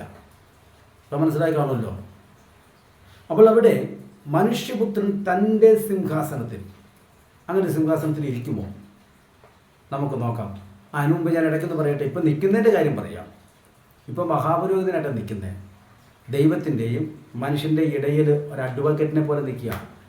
ജഡ്ജിയുടെയും പ്രതിയുടെ മുമ്പിൽ വക്കീൽ നിൽക്കത്തില്ലേ എന്നതുപോലെ ഇപ്പം നിൽക്കുക. ഇപ്പം ഇരിക്കാൻ പറ്റത്തില്ല. ഇപ്പോഴത്തെ സേവനം ജഡ്ജിയുടെ ഒപ്പം കയറി വക്കീലിരിക്കാൻ പറ്റുമോ? പറ്റത്തില്ല. കാരണം ഇപ്പോൾ ക്രിസ്തു എന്നുള്ള മഹിമയിലാണ് നിൽക്കുന്നത്, ആ പദവിയിലാണ് നിൽക്കുന്നത്. അതുകൊണ്ട് ഇപ്പം നിൽക്കുക. ഇരിക്കുന്ന സമയം വരും. എപ്പോഴാണ്? ഇവിടെ പറയുന്നു, മത്തായി 19:27 പറയുന്നു, മനുഷ്യപുത്രൻ തൻ്റെ സിംഹാസനത്തിൽ ഇരിക്കും. വെളിപ്പാട് പുസ്തകത്തിൻ്റെ 20-ാം അധ്യായത്തിലേക്ക് നമുക്കൊന്ന് കടന്നു പോകാം. അതിനെക്കുറിച്ച് അപ്പോസ്തലൻ പൗലോസ് 1 കൊരിന്ത്യർക്കെഴുതിയ ലേഖനത്തിൻ്റെ 5-ാം അധ്യായത്തിൻ്റെ 10-ാമത്തെ വാക്യത്തിൽ വരുമ്പോൾ നാം എല്ലാവരും ക്രിസ്തുവിൻ്റെ ന്യായാസനത്തിന് മുൻപിൽ നിൽക്കേണ്ടി വരും. ന്യായാസനം എന്ന് ഉദ്ദേശിക്കുന്നത് ന്യായം വിധിക്കുന്ന സ്ഥലമാണ്. അതിനെ തന്നെയാണ് മത്തായി 19 സിംഹാസനം എന്ന് പറഞ്ഞിരിക്കുന്നത്. താൻ സിംഹാസനത്തിലിരുന്ന് ന്യായം വിധിക്കുമ്പോൾ അത് ന്യായാസനമായിട്ട് മാറുകയാണ് ചെയ്തത്. പക്ഷേ സീറ്റ് ഒന്ന് തന്നെ. എന്നാൽ യോഹന്നാന്റെ സുവിശേഷം 5-ാം അധ്യായത്തിൻ്റെ 22-ാമത്തെ വാക്യത്തിൽ വരുമ്പോൾ പിതാവ് ആരെയും ന്യായം വിധിക്കാതെ ന്യായവിധിയെല്ലാം പുത്രന് കൊടുത്തിരിക്കുക. ഇവിടെ യഹോവ തന്നെയാണ് യേശു എന്ന് പറയുന്ന പ്രിയ സഹോദരരോട് ഞാൻ ചോദിക്കട്ടെ, ഇപ്പം ഞാൻ തന്നെ 2 പേരുടെ പേര് പറയുക. ഇപ്പം ഡേവിഡ് എന്നും അതുപോലെ ജോൺസൺ എന്നും കൂടെ കൂട്ടിക്കോ. ഈ രണ്ടും ഞാനാണെങ്കിൽ, ഈ ജോൺസൺ എന്നുള്ള പേരും എനിക്കുണ്ട്, ഡേവിഡ് എന്നുള്ള പേരും എനിക്കുണ്ട്. ഇത് രണ്ടും ഞാൻ തന്നെയാണെങ്കിൽ ഡേവിഡ് ന്യായം വിധിക്കുന്നില്ല, ജോൺസന് കൊടുക്കുക എന്ന് പറഞ്ഞാൽ നിങ്ങൾക്കത് എങ്ങനെ ഗ്രഹിക്കാൻ കഴിയും? എങ്ങനെ മറ്റുള്ളവരെ ഗ്രഹിപ്പിക്കാൻ കഴിയും? രണ്ടാളാണെങ്കിലും അങ്ങനെ പറയാൻ പറ്റുള്ളൂ. ഇവിടെ പറയുന്നു പിതാവ് ആരെയും ന്യായം വിധിക്കുന്നില്ല, ന്യായവിധി പുത്രന് കൊടുത്തിരിക്കുക. ഇനി ഇവർ രണ്ടും ഒന്നാണെങ്കിൽ നിങ്ങൾ ഇതൊന്ന് പറഞ്ഞ് മനസ്സിലാക്കിച്ചു തന്നെ സഹോദര. നിങ്ങൾ ആദ്യം പറഞ്ഞല്ലോ തൃത്വം തെളിയിക്കുന്നവർ പരാജയപ്പെട്ടെന്ന്. ഇതൊരു ഒരു ഒരു ഒരു കടങ്കഥ പോലെ ഇത് നിങ്ങളുടെ മുന്നിൽ കിടക്കട്ടെ. ഒരു കടങ്കഥ പോലെ. പിതാവ് തന്നെയാണ് പുത്രനെങ്കിൽ പിതാവ് ആരെയും ന്യായം വിധിക്കുന്നില്ല, അത് പുത്രനെ ഏൽപ്പിച്ചിരിക്കുന്നു എന്ന് പറഞ്ഞതിൻ്റെ മറുപടി നിങ്ങൾക്ക് തരാൻ പറ്റുമെങ്കിൽ ഞാൻ വെല്ലുവിളിച്ച് ചോദിക്കാം. നിങ്ങളുടെ എല്ലാ അപ്പോസ്തലന്മാരെയും പണ്ഡിതന്മാരെയും വിളിച്ചു കൂട്ടിയിട്ട് വട്ടത്തിരുന്ന് ആലോചിക്കുക. ഡേവിഡ് ഇങ്ങനെ വിവരമില്ലാത്തൊരു ചോദ്യം ചോദിച്ചിട്ടുണ്ട്, നമുക്കതിന് വിവരമുള്ളൊരു മറുപടി കൊടുക്കണമല്ലോ. എങ്ങനെ കൊടുക്കാൻ പറ്റുന്ന ആലോചിച്ചിട്ട് എൻ്റെ നമ്പറിലേക്ക് ഒന്ന് വിളിക്കണം കേട്ടോ. പിതാവ് ന്യായം വിധിക്കാതെ പുത്രന് ന്യായവിധി ഏൽപ്പിച്ചു കൊടുക്കുന്നു. അപ്പം തന്നെ പിതാവ് തന്നെയാണ് പുത്രനും. എന്തൊരു കഷ്ടമാണെന്ന് നോക്കിയ സഹോദരങ്ങളായി പറഞ്ഞു കൂട്ടുന്നേ. എൻ്റെ ശൈലി ഇങ്ങനെയൊന്നും അല്ലായിരുന്നല്ലോ, നിങ്ങൾക്കറിയാലോ. എൻ്റെ വീഡിയോ കാണുന്നൊക്കെ കിട്ടും, ഞാൻ ഇങ്ങനെയൊന്നും പറയാറില്ല. പക്ഷെ പറയേണ്ടി വന്നത് ഇത്രത്തോളം 10-40 വീഡിയോകളും ചെയ്തിട്ട് ഒരൊറ്റ എണ്ണത്തിന് വചനപ്രകാരം അവർക്ക് എതിർക്കാൻ കഴിഞ്ഞില്ല. എന്നിട്ട് എൻ്റെ ഫോണിലേക്ക് 2 ഗ്രൂപ്പിൽ നിന്ന് വൃത്തികേടും അനാവശ്യവും പരിഹാസമൊക്കെ. അബ്രഹാം കുട്ടി എന്ന് പറഞ്ഞാൽ അറിയാമല്ലോ, ആരണ്ടൊക്കെ വേറെ കുട്ടിയെന്നാണ് വിളിക്കുന്നത്. വാ തുറന്നാൽ ചെറിയ പറയത്തുള്ളൂ, ചീത്തയെ പറയത്തുള്ളൂ, തന്തയ്ക്ക് വിളി. വിട്ടിട്ടില്ല, എനിക്ക് കുറേ വിട്ടിട്ടുണ്ട്. ഞാൻ വേണം നിങ്ങൾക്ക് കുറേ അയച്ചു തരാം, സമയമുണ്ട് കേട്ടോ. അതുകൊണ്ടാണ് ഞാൻ ഇങ്ങനെ സംസാരിക്കുന്ന ഒരാളല്ല. അതുകൊണ്ട് ഞാൻ പറയുന്നു, ന്യായവിധി ദൈവം ചെയ്യുന്നില്ല, അത് പുത്രന് കൊടുത്തിരിക്കുക. പുത്രൻ എവിടെ നിന്നുകൊണ്ടാണ് ചെയ്യുന്നത്? പിതാവിൻ്റെ സിംഹാസനത്തിൽ ഇരുന്നുകൊണ്ടാണ് ന്യായം വിധിക്കുന്നത്. അങ്ങനെ നിങ്ങൾക്ക് തോന്നുന്നുണ്ടോ? നമുക്ക് വെളിപ്പാട് പുസ്തകം അതിൻ്റെ 20-ാം അധ്യായത്തിൽ നമുക്ക് വായിച്ചു നോക്കാം. ഞാൻ വലിയൊരു വെള്ള സിംഹാസനവും അതിലൊരുത്തൻ ഇരിക്കുന്നതും കണ്ടു. അവൻ്റെ സന്നിധിയിൽ നിന്നും ഭൂമിയും ആകാശവും ഓടിപ്പോയി, അവയെ പിന്നെ കണ്ടില്ല. മരിച്ചവർ ആപാലവൃത്തം സിംഹാസനത്തിൽ നിൽക്കുന്നതും കണ്ടു. പുസ്തകങ്ങൾ തുറന്നു, ജീവൻ്റെ പുസ്തകം എന്ന മറ്റൊരു പുസ്തകവും തുറന്നു. പുസ്തകങ്ങളിൽ എഴുതിയിരിക്കുന്നത് ഒത്തവണ്ണം മരിച്ചവർക്ക് അവരുടെ പ്രവൃത്തികൾക്ക് ന്യായവിധി ഉണ്ടായി. ഇവിടെ സിംഹാസനത്തിൽ ഒരുക്കിയിരിക്കുന്നു, ആരാന്ന് പറയുന്നില്ല. ആരാണെന്ന് മനസ്സിലാക്കാൻ നമുക്ക് മത്തായി സുവിശേഷത്തിലേക്ക് പോയാൽ മതി. 19-ാം അധ്യായത്തിൻ്റെ 27 നമ്മൾ വായിച്ചില്ലേ? എന്തോന്ന്? മനുഷ്യപുത്രൻ തൻ്റെ സിംഹാസനത്തിലിരിക്കും. ആരുടെ? പിതാവിൻ്റെ സിംഹാസനത്തിലല്ല, തൻ്റെ സിംഹാസനത്തിലിരിക്കും. അത് എന്തിന്? പിതാവ് വേറെ ആരെ കൊണ്ട് ന്യായവിധി നടത്തിപ്പിക്കത്തില്ല, പിതാവും ചെയ്യത്തില്ല, പുത്രന് കൊടുത്തിരിക്കുകയാണ്. ഇപ്പം മനസ്സിലായോ? ഇതുപോലെ കൂട്ടിയിണക്കി ഇങ്ങോട്ട് വെട്ടുന്നേ, എന്നിട്ട് വേറിട്ട ചിന്തയെ പൊളിച്ചങ്ങോട്ട് അടുക്ക്, വലിച്ച് തേച്ച് കീറി ഭിത്തിയിലെ കൊണ്ട് ഒട്ടിക്കുക സഹോദരന്മാരെ, പണ്ഡിതന്മാരെ. പക്ഷെ ഇതുപോലെ വേണം, വചനം ഇതേപോലെ തെളിയിച്ചുകൊണ്ട് വേണം. അതിനകത്ത് പറ്റത്തില്ലെങ്കിൽ ഇട്ടിട്ട് പോ, ചുമ്മാ പരിഹസിക്കാൻ പറയാൻ നടക്കാതെ. ഇത് ദൈവവചനമാണ്. നിങ്ങളുടെ വേറൊരു ക്ലിപ്പ് ഞാൻ കേൾപ്പിക്കുക, സ്നാനത്തെക്കുറിച്ച് പറയുന്നത്. ആ പറയുന്ന ആ ദൈവദാസന് എന്തെങ്കിലും ഒരു വിവേചന ബോധം ഉണ്ടായിരുന്നെങ്കിൽ താൻ അങ്ങനെ പറയുമായിരുന്നോ? ഞാൻ കേൾപ്പിക്കാം, അതിൻ്റെ വിശദീകരണം പറയുക വരുന്നുണ്ട്. അപ്പോൾ കാര്യം മനസ്സിലായല്ലോ. പിതാവും പുത്രനും പരിശുദ്ധാത്മാവും ഒക്കെ വേറെയാണെന്നുള്ളതിൻ്റെ കാര്യം മനസ്സിലായല്ലോ. ആണെങ്കിൽ പിതാവ് ഇപ്പോൾ എവിടെയാ, പുത്രനിപ്പോൾ എവിടെയാ, പരിശുദ്ധാത്മാവ് എവിടെയാ? അത്രയും മാത്രം ചിന്തിച്ചാൽ മതിയല്ലോ. ഇത് മൂന്നും കൂടെ ഒന്നാക്കി കാണിക്കുന്ന കാര്യത്തിൽ ഞങ്ങളെപ്പോലെ തന്നെ നിങ്ങളും കിടന്ന് കഷായിക്കുക അല്ലേ? പക്ഷെ ഞങ്ങൾ കഷായിക്കത്തില്ല. കഴിഞ്ഞ നൂറ്റാണ്ടുകൾ കഷായിച്ചിട്ടുണ്ടെങ്കിൽ ഞാൻ ഉത്തരവാദിയല്ല. വേറിട്ട ചിന്തയിൽ ഈ വചനത്തോടുള്ള ബന്ധത്തിൽ അത് തെളിയിച്ചിരിക്കും. അത്രയ്ക്ക് ഉറപ്പ് തരിക. അതിൽ കൂടുതൽ ഉറപ്പൊന്നും വേണ്ടല്ലോ. നിങ്ങൾ IPSCയിലെ AGയിലെ ആൾക്കാരെല്ലാം വിളിച്ച് പ്ലാറ്റ്ഫോമേ കയറ്റിയെന്ന് പറഞ്ഞല്ലോ. ഞാനൊന്നും കുറ്റം പറയുന്നില്ല. ഒരു പക്ഷേ നിങ്ങളുടെ പരിഹാസത്തിന് മുമ്പിൽ അവർക്ക് മറുപടി പറയാൻ പറ്റാത്തതുകൊണ്ട് അവർ ദൈവദാസന്മാരായതുകൊണ്ട് അഭിഷേകം ഉള്ളതുകൊണ്ട് അവർ പോയി. ഞാൻ കഴിഞ്ഞ ദിവസം എനിക്കൊരു വെല്ലുവിളി നടത്തിയായിരുന്നല്ലോ, നട്ടലുണ്ടെങ്കിൽ വരാൻ പറഞ്ഞ്. നിങ്ങൾക്ക് അതിനുള്ള നട്ടലില്ല എന്ന് പറഞ്ഞു. ഞാൻ ഒരു മറുപടി കൊടുത്തു. അത് എൻ്റെ ശ്രോതാക്കളോട് ഞാൻ പറയാം. ഒരു സിംഹം ചാടി വന്നപ്പോൾ ദാവീദ് പേടിച്ചോടില്ല, അതിൻ്റെ നേരെ ചാടി അടിച്ചു കൊന്നു, വലിച്ചു കീറി. ഒരു കരടി വന്നപ്പോഴും ദാവീദ് പേടിച്ചൊന്നും ഓടിയൊന്നുമില്ല, നേരെ ചാടി ചെന്നു, അടിച്ചു വലിച്ച് കീറി കൊന്നു കളഞ്ഞു. ആയുധധാരിയായി നിന്ന ഗോലിയാത്തിൻ്റെ മുമ്പിലോ ദീർഘകായകനായവൻ നിൽക്കുന്നു. ഒരു സൈന്യം തന്നെ ഭയന്ന് വിറങ്ങലിച്ച് മാറി നിൽക്കുന്നപ്പോൾ ഈ പയ്യനോണ്ട് ചെന്നു, ഒരു ഭയവും കാണിച്ചില്ല, ഏറെയാണ് ചെന്ന് അവൻ്റെ തലയും കൊയ്തെടുത്തുകൊണ്ട് പോകുന്നു. എന്നിട്ട് കഷ്ടമേ 3-ാം സങ്കീർത്തനത്തിൽ തലക്കെട്ട് വായിക്കുക, തൻ്റെ മകനായ അബ്ശാലോമിൻ്റെ മുമ്പിൽ നിന്ന് ഓടിപ്പോയപ്പോൾ എഴുതിയ സങ്കീർത്തനം. ദാവീദേ, അങ്ങേക്ക് നട്ടലില്ലാഞ്ഞിട്ട് ഓടിയതാണോ? ഇവർ പറയും നട്ടലില്ലാഞ്ഞിട്ട് ഓടിയതാണെന്ന്. ഞാൻ പറയത്തില്ല. അതിൻ്റെ കാരണമുണ്ട്. അതിൻ്റെ കാരണം ഈ ദാവീദ് സിംഹമായിട്ട് പിടുത്തം കൂടിയപ്പോൾ ഒരാടിനെ കിട്ടി, കരടിയുമായിട്ട് പിടുത്തം കൂടിയപ്പോഴും ഒരാടിനെ കിട്ടി. ദാവീദ് ഗോലിയാത്തിനെ കൊന്നപ്പോൾ തൻ്റെ പദവിക്ക് കൊണ്ട് മാറ്റം വന്നു. പക്ഷേ സ്വന്തം മകനായ അബ്ശാലോമായിട്ട് പിടുത്തം കൂടി എന്നാ സംഭവിക്കണമെന്ന് അറിയോ? അബ്ശാലോമിന് വേണ്ട മറ്റേ കസേരയാണ്, താനിരിക്കുന്ന സിംഹാസനം ഉണ്ടല്ലോ, അതിന് വേണ്ടിയുള്ള പിടുത്തമാണ്. പക്ഷേ അപ്പോൾ ദാവീദ് ഓടിയതിന് പിന്നിൽ കാരണം ഒരാടിന് വേണ്ടിയുള്ള പിടുത്തമായിരുന്നെങ്കിൽ കുഴപ്പമില്ല, ഞാൻ നോക്കാമായിരുന്നു. പക്ഷേ ഇത് അധികാരത്തിൻ്റെ സിംഹാസനത്തിന് വേണ്ടിയുള്ള പിടുത്തമാണ്. മോനെ, ഞാൻ നീയായിട്ട് പിടുത്തം കൂടിയാ. എടാ, സിംഹത്തെ കീറാനുള്ള ആരോഗ്യം ഉണ്ടെങ്കിൽ നിന്നെയും കീറാൻ പറ്റും, കരടിയെ കീറിയെങ്കിൽ നിന്നെയും കീറാം, ഗോലിയാത്തിനെ മലത്തേക്ക് നിന്നെയും മലത്താം. പക്ഷേ നമ്മൾ തമ്മിൽ പിടുത്തം കൂടിയാ സിംഹാസനം, അധികാരത്തിൻ്റെ സിംഹാസനം അവിടെ ഇരിക്കും. പക്ഷേ എൻ്റെ അഭിഷേകം പോകൂടെ മോനെ, മനസ്സിലായോ? അഭിഷേകം പോകും. കാരണം അതാ പിടുത്തം, അതങ്ങനെയാണ്. എൻ്റെ ലക്ഷ്യം അതാ. എന്തിനു വേണ്ടിയാണ്? അധികാരത്തിന് വേണ്ടി. അധികാരത്തിന് വേണ്ടി ആരെല്ലാം പിടുത്തം കൂടിയിട്ടുണ്ട് അവൻ്റെ എല്ലാം അഭിഷേകം പോയിട്ടുണ്ട്. പണ്ടൊക്കെ വലിയ സ്ഥാനമൊന്നും ഇല്ലാതിരുന്ന കാലത്ത് ബോധത്തിൻ്റെ മുമ്പിൽ പോയിരുന്നു പ്രാർത്ഥിച്ചപ്പോൾ ബോധം പോയി. ഇപ്പോൾ ഇച്ചിരി സ്ഥാനമൊക്കെ ആയി, പദവിയൊക്കെ ആയി എന്നൊക്കെ പറഞ്ഞ രീതിയിലാണ്ട് ചെന്ന് കഴിഞ്ഞപ്പോൾ അങ്ങ് നിൽക്കും മോനെ. പണ്ട് ഇപ്പോൾ ഒന്നും വേണ്ടെന്ന് ഭൂതം പറഞ്ഞ കാലം വരെ ഉണ്ട്, ഇല്ലെന്നൊന്നും പറയണ്ട, ഉണ്ട്. അധികാരത്തിന് വേണ്ടി എവിടെ പിടുത്തം കൂടിയോ അവൻ്റെ അഭിഷേകം പോയിട്ടുണ്ട്, യാതൊരു തർക്കവുമില്ല. ദാവീദ് തന്നെ സാക്ഷിയാണ്. അപ്പോൾ ഇവിടെ ഈ ദാവീദും യേശുനാമക്കാരുടെ മുമ്പിൽ നിന്ന് ഓടിയത് വേറൊന്നും പറഞ്ഞല്ല. ഇത്രയൊക്കെ പറയാൻ വചനം കർത്താവ് തന്നിട്ടുണ്ടെങ്കിൽ എൻ്റെ പൊന്ന് ദേവദാസന്മാരെ നിങ്ങളോട് പറയാൻ അറിയില്ല എന്നിട്ടല്ല, കർത്താവിൻ്റെ അഭിഷേകം പറഞ്ഞിട്ടുണ്ട്, അത് കളയാൻ തയ്യാറല്ല. കാരണം നിങ്ങൾ ഇങ്ങോട്ട് തരുന്ന മറുപടിക്കനുസരിച്ച് ഞാനൊരു മനുഷ്യനാണ്. പൗലോസ് പറഞ്ഞല്ലോ, ആ ശരീരം എൻ്റെ ശരീരത്തോടെ ആ പ്രമാണം ഓടുന്നുണ്ട്. കുറേ നേരം ഇട്ട് മൂപ്പിച്ച് കഴിയുമ്പോൾ പണ്ട് ഞങ്ങളുടെ അവിടെ അടുത്തൊരു സംഭവം ഉണ്ടായതാ. പുറത്തും ചോദിച്ചു, ഉപദേശിക്ക് ദേഷ്യം വരും? ഉപദേശി ഇല്ല മോനെ, ഉപദേശിക്ക് ദേഷ്യം വരത്തില്ല. കുറച്ച് നേരം ചോദിച്ചു, ഉപദേശിക്ക് ദേഷ്യം വരുമോ? ഇല്ലടാ മോനെ, ഇല്ലെന്ന്, ദേഷ്യം വരത്തില്ലെന്നേ. കുറച്ച് നേരം ഇപ്പോൾ പിന്നെ ചോദിച്ചു, ഉപദേശിക്ക് ദേഷ്യം വരുമോ? എടാ, നിന്നോട് ഞാൻ പറഞ്ഞില്ലടാ എനിക്ക് ദേഷ്യം വരികയായിരുന്നു. കുറച്ച് നേരം ഇപ്പോൾ പിന്നെയും ചോദിച്ചു, ഉപദേശി നിന്നോട് ഞാൻ പാലവട്ടം ഞാൻ പറഞ്ഞു കേട്ടോ, എനിക്കും ഒത്തിരി ഇട്ട് എന്നെ ഇളക്കരുത് എന്ന് പറഞ്ഞ രീതിയിൽ ഈ അബ്രഹാം കുട്ടീനെ പോലെയുള്ളവരൊക്കെ പിന്നെ ഇതുപോലെ പറയാത്ത കാര്യം പറഞ്ഞെന്ന് നുണ പറയുന്ന ഇവരുടെയൊക്കെ അടുത്ത് വരുമ്പോൾ എൻ്റെ രക്തം ചൂടായെന്ന് വരും. ഞാൻ ദൂതനൊന്നുമല്ല, എനിക്ക് അവിടെ പാപം ചെയ്യാൻ പറ്റിയല്ല, മനസ്സിലായോ? അതുകൊണ്ട് തന്നെയാണ് ഈ ദാവീദ് അബ്ശാലോമിൻ്റെ മുമ്പിൽ നിന്ന് ഓടിയത്, അല്ലാതെ വേറൊന്നുമായിട്ടല്ല. ഇനി വചനമില്ലാത്തതുകൊണ്ടാണോ എന്ന് എൻ്റെ വേറിട്ട ചിന്തകളുടെ ഓരോ എപ്പിസോഡുകൾ കേട്ടിട്ട് ശ്രോതാക്കൾ വിലയിരുത്തുക. ഇവരുടെ അടുത്ത് മുട്ടാനുള്ള വചനമില്ലാഞ്ഞിട്ടാണെന്ന്. വചനമൊക്കെ ഉണ്ട്, ഇല്ലെങ്കിൽ തക്ക സമയത്ത് കർത്താവ് തരുകയും ചെയ്യും. പക്ഷേ അഭിഷേകം കളഞ്ഞിട്ടുള്ള പരിപാടിയില്ല.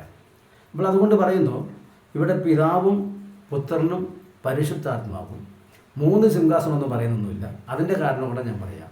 വെളിപ്പാട് പുസ്തകം 1-ാം അധ്യായത്തിൽ അതിൻ്റെ 4 മുതലുള്ള വാക്യങ്ങൾ വായിക്കാം.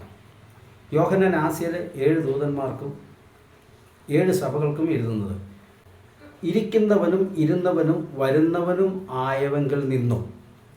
ഇതാരാണ്? പെട്ടെന്ന് വരുന്നവൻ എന്ന് കേട്ടുകൊണ്ട് യേശുവാണെന്ന് ചിന്തിക്കേണ്ട. അത് താഴെ നമുക്ക് വായിക്കുമ്പോൾ അറിയാം. ഇത് പിതാവ് തന്നെയാണ്, പിതാവ്. ശരി, അപ്പോൾ പിതാവെങ്കിൽ നിന്നും. 2, അവൻ്റെ സിംഹാസനത്തിന് മുന്നിലുള്ള 7 ആത്മാക്കളുടെ പക്കൽ നിന്നും. രണ്ടാമത് പറയാം, ആദ്യം പറഞ്ഞ് ഇരിക്കുന്നവനും ഇരുന്നവനും വരുന്നവൻ നിന്നും. രണ്ടാമത് പറയുന്നു അവൻ്റെ സിംഹാസനത്തിന് മുമ്പിൽ. ആരുടെ? ഇരിക്കുന്നവനും ഇരുന്നവൻ്റെ മുമ്പിൽ നിന്നും. അവൻ്റെ സിംഹാസനത്തിൻ്റെ മുമ്പിൽ നിന്നും 7 ആത്മാക്കളുടെ പക്കൽ നിന്നും. അതാരാണ്? അത് പരിശുദ്ധാത്മാവ് തന്നെ. മനസ്സിലായോ?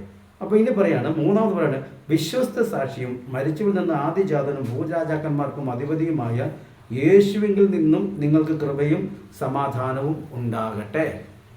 ആരിൽ നിന്നൊക്കെയാ കൃപയും സമാധാനവും? ഇരിക്കുന്നവനും ഇരുന്നവനും വരുന്നവനുമായവങ്കിൽ നിന്നും. 2, അവൻ്റെ സിംഹാസനത്തിൽ, അതായത് സിംഹാസനത്തിൽ ഇരിക്കുന്നവൻ്റെ ആ സിംഹാസനത്തിന് മുമ്പിൽ നിൽക്കുന്ന 7 ആത്മാക്കളായവനിൽ നിന്നും. അതും വ്യക്തിത്വം കൊടുത്തോണ്ട് പറയുന്ന, ആളത്വം കൊടുത്തോണ്ട് പറയുന്ന അവങ്കിൽ നിന്നും. പിന്നെ പറയുന്നു, വിശ്വസ്ത സാക്ഷിയായി മരിച്ചവരിൽ നിന്ന് ആദ്യം ഉയർത്തെഴുന്നേറ്റവനായ യേശു ക്രിസ്തുവിൽ നിന്നും. അപ്പോൾ ആദ്യം പറയുന്നത് യേശുവല്ല, വരുന്നവൻ യേശുവല്ല എന്ന് മനസ്സിലായില്ല? അത് പിതാവാണെന്ന് വ്യക്തമായില്ലേ? അപ്പോൾ പിതാവിൽ നിന്നും, ആത്മാവിൽ നിന്നും, പുത്രനിൽ നിന്നും.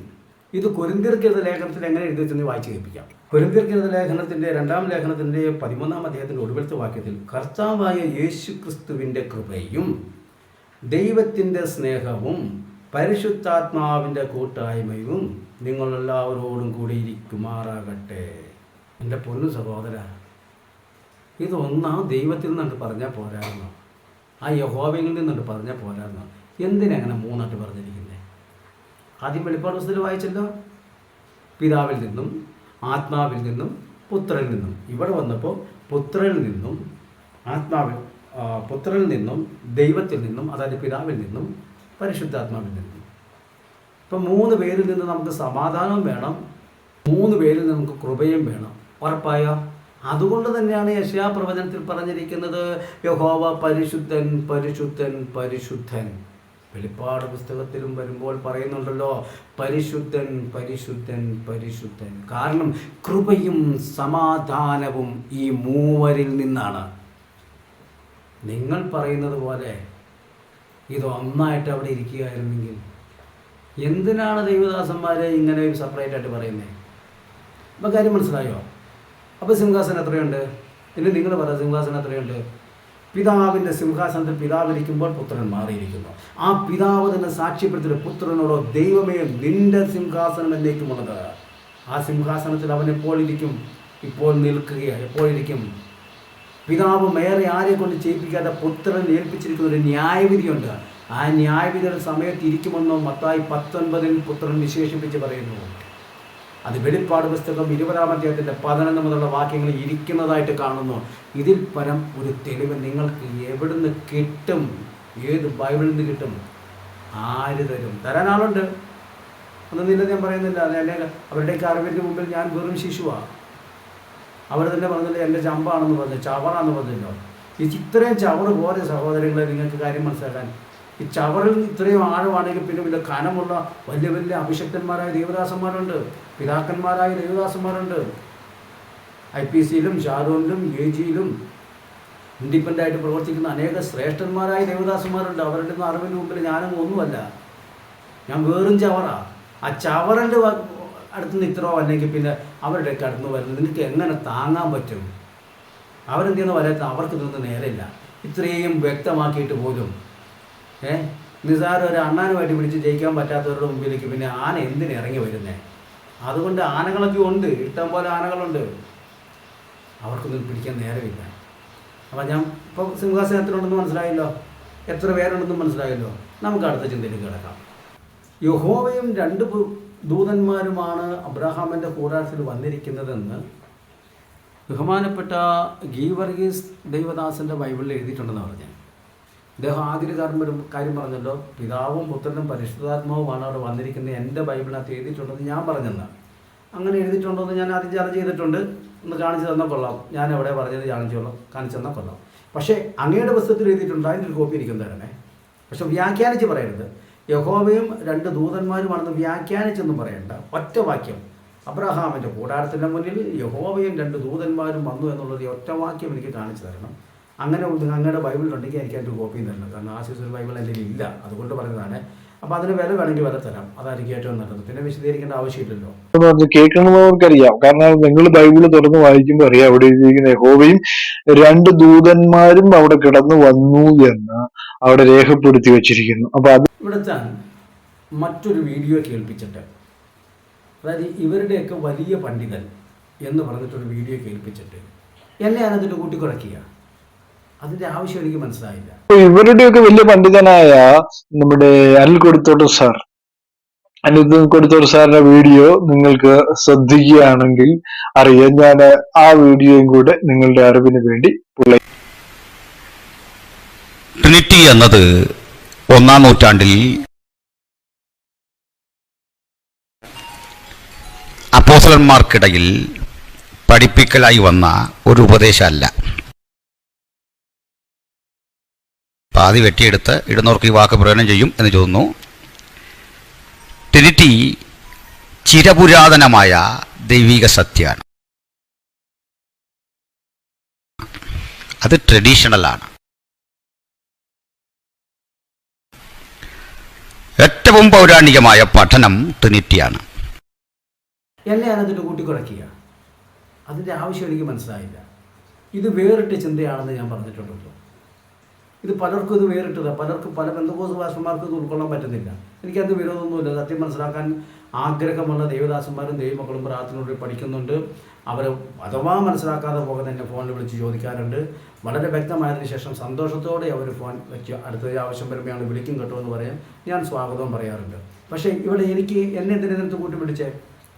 അദ്ദേഹം അത് പറഞ്ഞിട്ടുണ്ടെങ്കിൽ ആ ട്രിനിറ്റി എന്നുള്ളത് പിതാക്കന്മാരുടെ ഒരു കണ്ടെത്തലാണെന്ന് എന്ന് ഞാനും പറഞ്ഞത്. ഞാനവിടെ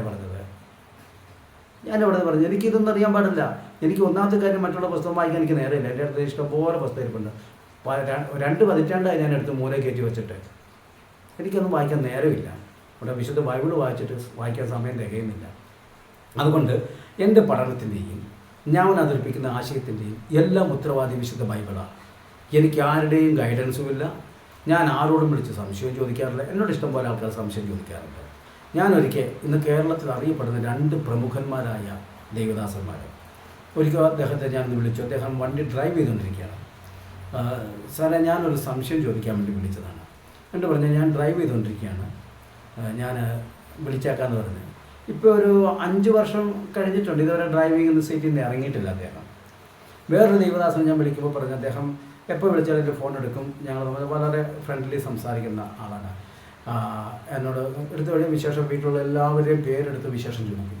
എല്ലാം വിശേഷമൊക്കെ ചോദിച്ച കാര്യം ഞങ്ങൾ ഏകദേശം ഒരു 15 മിനിറ്റിനകം 15 മിനിറ്റ് കഴിഞ്ഞപ്പോൾ ഞാൻ ചോദിച്ചു, സാറേ ഞാൻ വിളിച്ചതൊരു സംശയം ചോദിക്കാം. ഉടനെ എന്നോട് പറഞ്ഞു, അതെ ഞാനൊരു പുസ്തകം എഴുതിക്കൊണ്ടിരിക്കുകയാണ്, അതുകൊണ്ട് ഇപ്പോൾ ഞാൻ അത് സംസാരിച്ചാൽ എൻ്റെ മൈൻഡ് മാറിപ്പോകുമെന്ന് പറഞ്ഞു. നോക്കണേ, ഞങ്ങളുടെ നാട്ടുവിശേഷവും വീട്ടുവിശേഷവും 15 മിനിറ്റിലധികം സംസാരിച്ചപ്പോൾ മൈൻഡ് മാറിയില്ല. ഞാനൊരു സംശയം ചോദിച്ചപ്പോഴാണ് മൈൻഡ് മാറിയത്.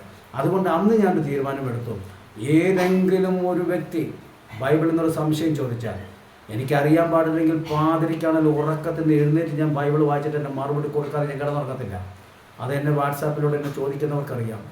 ഇല്ലെങ്കിൽ അവർ ഇത് കേൾക്കുന്നുണ്ട്. അവർ പറയട്ടെ, അവർ പരസ്യപ്പെട്ട് കമൻ്റ് ഇടട്ടെ, ഈ പറയപ്പെടുന്ന വ്യക്തി അങ്ങനെയല്ല എന്ന് അവർ കമൻ്റ് ഇടട്ടെ. കാരണം അറിയാമോ, സൗജന്യമായി പ്രാപിച്ചത് സൗജന്യമായി കൊടുക്കണം. പിന്നെ പൈസ കൊടുത്ത് മേടിച്ചത് കാണും. എനിക്ക് വർഷങ്ങളോളം പോയിരുന്ന് ബൈബിൾ കോളേജിൽ പോയിരുന്നൊക്കെ പഠിച്ച് ഭയങ്കര പുസ്തകത്തിൽ നിന്നും അതിൽ നിന്നൊക്കെ പഠിച്ച് പൈസ കൊടുത്ത് മേടിച്ചത് പറയുമ്പോൾ പൈസ മേടിച്ചോ വിരാതമില്ല. ഇത് സൗജന്യമായി പ്രാപിച്ചതാണ്. അപ്പോൾ അതുകൊണ്ട് ഞാൻ പറയുന്നു, ഇവിടെ നമുക്ക് എൻ്റെ ഈ ആശയപ്രകടനത്തിൽ ആരെയും കൂട്ടി പിടിക്കേണ്ട ആവശ്യമില്ല. പിതാക്കന്മാർ അങ്ങനെ പറഞ്ഞെന്നൊന്നും പറഞ്ഞുകൊണ്ടല്ല ഞാനിത് പറയുന്നത്. എൻ്റെ അമ്മാവും പറഞ്ഞെന്നോ കൊച്ചച്ഛൻ പറഞ്ഞെന്നോ ഒന്നും പറഞ്ഞ് ഞാനിരുന്നില്ല. എൻ്റെ അപ്പനൊരു പാസ്റ്ററായിരുന്നു. എൻ്റെ അപ്പം പറഞ്ഞെന്ന് പോലും ഞാനിതിനകത്ത് പറയുന്നില്ല. ഇത് ദൈവത്തിൻ്റെ പരിശുദ്ധാത്മാവ് വിശുദ്ധ വേദവസ്തുവിൽ എഴുതി വെച്ചിട്ടെന്നും പറഞ്ഞുകൊണ്ട് ഞാനിത് പറയുന്നുണ്ട്. അതിന് ഞാനും വിശുദ്ധ വേദവസ്തുവും ഉത്തരവാദി. അതുകൊണ്ട് ഞാൻ വല്ലതും വിട്ടിത്തരം പറഞ്ഞാൽ ഇവിടെ കേരളത്തിൽ ഇഷ്ടംപോലെ ദൈവദാസന്മാരുണ്ട്, അവരെ ക്രൂശിക്കേണ്ട. അവർ വല്ലതും പറഞ്ഞാൽ എന്നെയും ക്രൂശിക്കേണ്ട. ഇത് തികച്ചും വേറിട്ട ചിന്ത തന്നെ.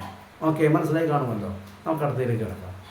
താൻ എൻ്റെ വീഡിയോ ഡൗൺലോഡ് ചെയ്ത് അതിനെക്കുറിച്ചൊക്കെ പ്രതികരിക്കാൻ തയ്യാറായിട്ട് ഇപ്പോൾ അദ്ദേഹം പറയുകയാണ്, ഓരോന്നായിട്ട് അങ്ങനൊന്നും വിശദീകരിക്കാൻ എനിക്ക് സമയമില്ലെന്ന്. അത് കേട്ടുകൊണ്ടിരിക്കുക. പല കാര്യങ്ങളുണ്ട്, അത് ഓരോന്നും എടുത്ത് വിശദീകരിക്കാൻ എനിക്ക് സമയമില്ല. എങ്കിലും ഞാൻ ചില കാര്യങ്ങൾ അതിനോട് ബന്ധപ്പെട്ട് ഞാൻ സംസാരിക്കുവാനായിട്ട് ആഗ്രഹിക്കുന്നു എന്നുള്ളതാണ്. ചില പാസ്റ്റർമാർക്ക് പ്രസംഗിക്കാൻ സമയം കൊടുത്താൽ, ഞാൻ കഴിഞ്ഞ ആഴ്ച അവിടെ പോയി അത് ചെയ്തു, കഴിഞ്ഞ ആഴ്ച ഇവിടെ പോയി ഇത് ചെയ്തു, അങ്ങനെ അവിടെ പോകുന്നതാണ് ഇങ്ങനെ. പിന്നെ എനിക്ക് ഇവിടെ ഇപ്പോൾ വചനത്തിൽ നിന്ന് അധികം പറയാൻ സമയമില്ലാത്തത് കൊണ്ട് ഞാൻ ചുരുക്കുക. ഇത് പല പ്രാവശ്യം കേട്ടപ്പോൾ ഒരു വിശ്വാസം പറഞ്ഞ്, പക്ഷേ ഇന്ന് ഞങ്ങൾക്ക് സമയമുണ്ടായിട്ട് പറയാൻ പറഞ്ഞത്. അന്നേരമാണ് ഭാഷ കഷായിച്ച് പോയത്. എന്നതുപോലെ സമയമില്ലെങ്കിൽ എന്തിനാ സഹോദരൻ ഇതിനകത്ത് തൊട്ടത്? ഇതൊക്കെ ജനങ്ങൾ കേൾക്കും. പിന്നെ വേറെ കാര്യമുണ്ട്, നിങ്ങളുടെ വീഡിയോ ദിവസങ്ങൾ കഴിഞ്ഞിട്ടും എത്ര പേര് കണ്ടെന്ന് എനിക്കറിയാം. പക്ഷേ ഇത് ആളുകൾ കാണുന്നതാണ്, ഇത് ആയിരക്കണക്കിന് ആളുകൾ കാണുന്നതാണ്. സമയമില്ലെങ്കിൽ പിന്നെ എന്തിനാ പറയാറിയത്? ഇഷ്ടംപോലെ സമയം നമുക്കുണ്ടല്ലോ. ഒരു ദിവസം 24 മണിക്കൂറല്ലേ മാറ്റിവെക്കുന്നേ. ഇനി ഒരു പണി അങ്ങൊരു ദിവസം ഒരു അവധി എടുക്കുക, എന്നിട്ട് ഡേവിഡ് അടിമാലി പറയുന്നതെല്ലാം മണ്ടത്തരമാണെന്ന് ഒരു ദിവസം സമയം എടുത്തുകൊണ്ട് തെറ്റി അങ്ങോട്ട് അവതരിപ്പിക്കും. ജനങ്ങളുണ്ട് കേൾക്കട്ടെ. ഒരു ദിവസം അവധി എടുക്കുന്നത് നിങ്ങളുടെ ഉപദേശത്തെ സത്യോപദേശത്തിന് വേണ്ടിയല്ലേ, കർത്താവിൻ്റെ നാമത്തിന് വേണ്ടിയല്ലേ. ഒരു ദിവസം അവധി എടുക്കുന്നേ. സമയം തികയാതൊന്നും പോയെന്നൊരു പരാതി പറയല്ലേ. സമയത്ത് ഇഷ്ടം പോലെ ഉണ്ട്. അങ്ങനെ എന്തോരം സമയം പറഞ്ഞാലും ഇരുന്ന് കേൾക്കാൻ ഞാനും എന്നെപ്പോലെ അനേക ശ്രോതാക്കൾ തയ്യാറാണ്. കാരണം കഴപ്പുള്ള കാര്യമാണെങ്കിൽ കേൾക്കാതിരിക്കാൻ പറ്റത്തില്ലോ. അപ്പോൾ അതുകൊണ്ട് കഴിഞ്ഞ ദിവസം ഞാൻ വീഡിയോ ഇട്ടപ്പോൾ എന്നെ 4 പേര് വിളിച്ചിട്ട് പറഞ്ഞു, അയ്യോ അത് പെട്ടെന്ന് നിന്ന് പോയല്ലോ, എൻ്റെ ബാക്കി എപ്പോഴാണ് വരുന്നത് എന്നെ വിളിച്ച് ചോദിച്ചു. ആ വിളിച്ച് ചോദിച്ചവരുണ്ടെങ്കിൽ ഇതിൻ്റെ മുന്നിൽ കമൻറ്റ് ഇടും. എനിക്കറിയാം അവർ കമൻറ്റ് ഇടും. ഞാനാണെന്ന് വേണം അവർ പറയാൻ ധൈര്യം ഉണ്ടായിരിക്കും. ഞാൻ പറഞ്ഞത് ഇപ്പം നമ്മൾക്ക് നല്ല കഴമ്പ നല്ല ആഴമേറിയ ചിന്തകൾ ഇട്ടാൽ ദൈവദാസന്മാർക്കും ദൈവമക്കൾക്കും തികയല്ലേ, സമയം തികയല്ല. അവർ പറയുന്നത് ഇച്ചിരൂടെ നീട്ടി പറയാമായിരുന്നല്ലോ, അവർ വിശദമായിട്ട് പറയാമെന്നല്ലോ പറയുന്നത്. ചിലർക്കൊക്കെ ഈ ടെലഗ്രാം പോലെ അടിക്കാൻ ക്യാപ്സൂൾ ടൈപ്പിൽ കേൾക്കാൻ താല്പര്യമുള്ളവരൊക്കെ ഉണ്ട്. ടെലഗ്രാം എന്ന് പറഞ്ഞാൽ പണ്ട് മേപ്പേ കൂപ്പി എന്ന് പറഞ്ഞൊരു ടെലഗ്രാം വന്നു. അത് കേട്ടുള്ളവർക്കറിയാം, മേരി വെറ്റ് കുട്ടി പിണ്ണ്. കാരണം ഓരോ അക്ഷരത്തിൻ്റെ വാക്ക് എന്ന് പറഞ്ഞ് ചുരുക്കി പറയുന്ന ആൾക്കാരുണ്ട്. അത് ചുരുക്കി കേൾക്കാൻ താല്പര്യമുള്ളവരുണ്ട്. പക്ഷെ പഠിക്കാൻ ആഗ്രഹിക്കുന്നവർക്ക് ഇഷ്ടംപോലെ സമയമുണ്ട് സഹോദര. സമയം എടുത്തിട്ട് ഒരു ദിവസം മെനക്കെട്ട് ലീവ് എടുക്കുക. ലീവ് എടുത്തിട്ട് ഇങ്ങനെ വേറിട്ട ചിന്തയിൽ ഭോഷത്തരം ഞാൻ വെളിപ്പെടുത്തുന്നു പറഞ്ഞ് വെളിപ്പെടുത്തുക കേട്ടോ. അടുത്ത് താൻ പറയുന്നത് മർക്കോസിൻ്റെ സുവിശേഷം 16-ാം അധ്യായം 29-ാം വാക്യത്തിൽ നിന്ന് താനൊരു കാര്യം പറയുന്നുണ്ട്. നമുക്കൊന്ന് കേട്ടു നോക്കാം. വചനങ്ങളിലൊക്കെ എടുക്കുമ്പോൾ നമുക്ക് കാണുവാനായിട്ട് സാധിക്കുന്നു, കർത്താവ് എന്ന് പറയുന്നത് യേശു കർത്താവ് എന്ന് പറയുന്നു, യഹോവയായ കർത്താവ് എന്ന് പറയുന്നു. അപ്പോ ഇവിടെ പറയുകയാണ് ഏക കർത്താവ്. അപ്പൊ അതൊരു മുഖ്യ കൽപ്പനയാണ്. പ്രധാനപ്പെട്ട കൽപ്പനകളിൽ ഒന്നാണ് ഏക കർത്താവ് എന്നുള്ളത്. അപ്പൊ ഈ ഏക കർത്താവ് എന്നുള്ളതിൽ 2 കർത്താക്കന്മാരുണ്ടോ? 2 കർത്താക്കന്മാരില്ല. യേശുവിന്റെ കാര്യം വരുമ്പോൾ മാത്രം ഒരു കർത്താവും. പക്ഷെ എന്തുകൊണ്ടായിരിക്കാം നമ്മള് രണ്ടാമതൊരു ചോദ്യം കൂടെ ചോദിക്കേണ്ടതായിട്ട് വരും. തോമസ് ചോദിക്കുന്നുണ്ട് ഒരു ചോദ്യമുണ്ട്. തോമസ് ചോദിക്കുന്ന ചോദ്യം എന്താണ്? എന്റെ കർത്താവും എന്റെ ദൈവമായ ഉള്ളവർ എന്നാ വിളിക്കുന്നത്. എന്നാ പിന്നെ യേശു കർത്താവിനെ തോമസ് കർത്താവ് എന്ന് വിളിച്ചാൽ പോരെ?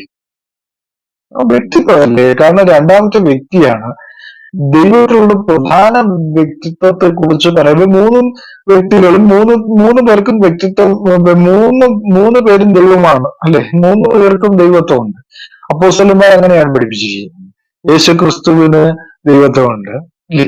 ആ യഹോവ ദൈവത്തിനും പഴയ നിയമത്തിലെ യഹോവയ്ക്ക് ദൈവത്വമുണ്ട്. ഇപ്പൊ പറയുന്ന പരിശുദ്ധാത്മാവിന് ദൈവത്വമുണ്ട്. ദൈവ ആത്മാവിൽ നിന്നാണ് യേശു ക്രിസ്തു പഠിപ്പിച്ചത്. അപ്പം അടിമാലി സാറിന്റെ അഭിപ്രായത്തില് എന്താണ്, 3 ദൈവങ്ങളുണ്ട്. അദ്ദേഹം സമ്മതിക്കുന്നില്ലെങ്കിലും നേരത്തെ ഒരു മനോജ് ദാസ് പറഞ്ഞതുപോലെ 3 ദൈവങ്ങളാണ്. എനിക്ക് എന്താ കുഴപ്പം, ഞാൻ 3 ദൈവങ്ങളുള്ള ആളാണെന്ന് അദ്ദേഹം പറയുന്നുണ്ട്. അപ്പോൾ സകലത്തിൽ മുഖ്യ കൽപ്പന എന്താ? മറുപടി ഒരു ദൈവമുള്ളൂ, ഏക ദൈവമുള്ളൂ. അപ്പോൾ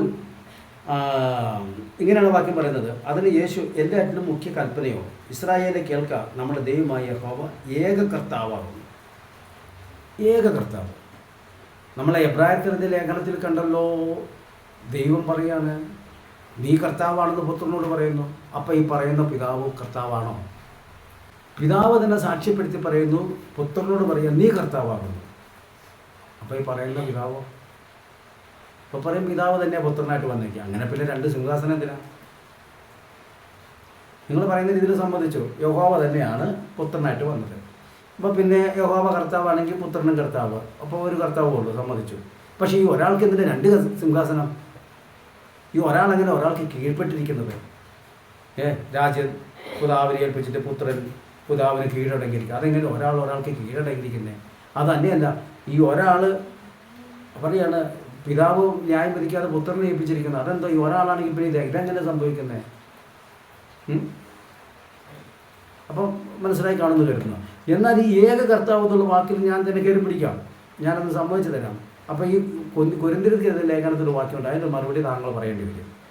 1 കൊരിന്ത്യർ 8-ാം അധ്യായത്തിൻ്റെ 6-ാമത്തെ വാക്യം, പിതാവായ ഏക ദൈവമേ നമുക്കുള്ളൂ, അവൻ സകലത്തിനും കാരണഭൂതനാണ്, നാം അവനായി ജീവിക്കേണ്ടതുമാകുന്നു, യേശുക്രിസ്തു എന്ന കർത്താവും നമുക്കുണ്ട്.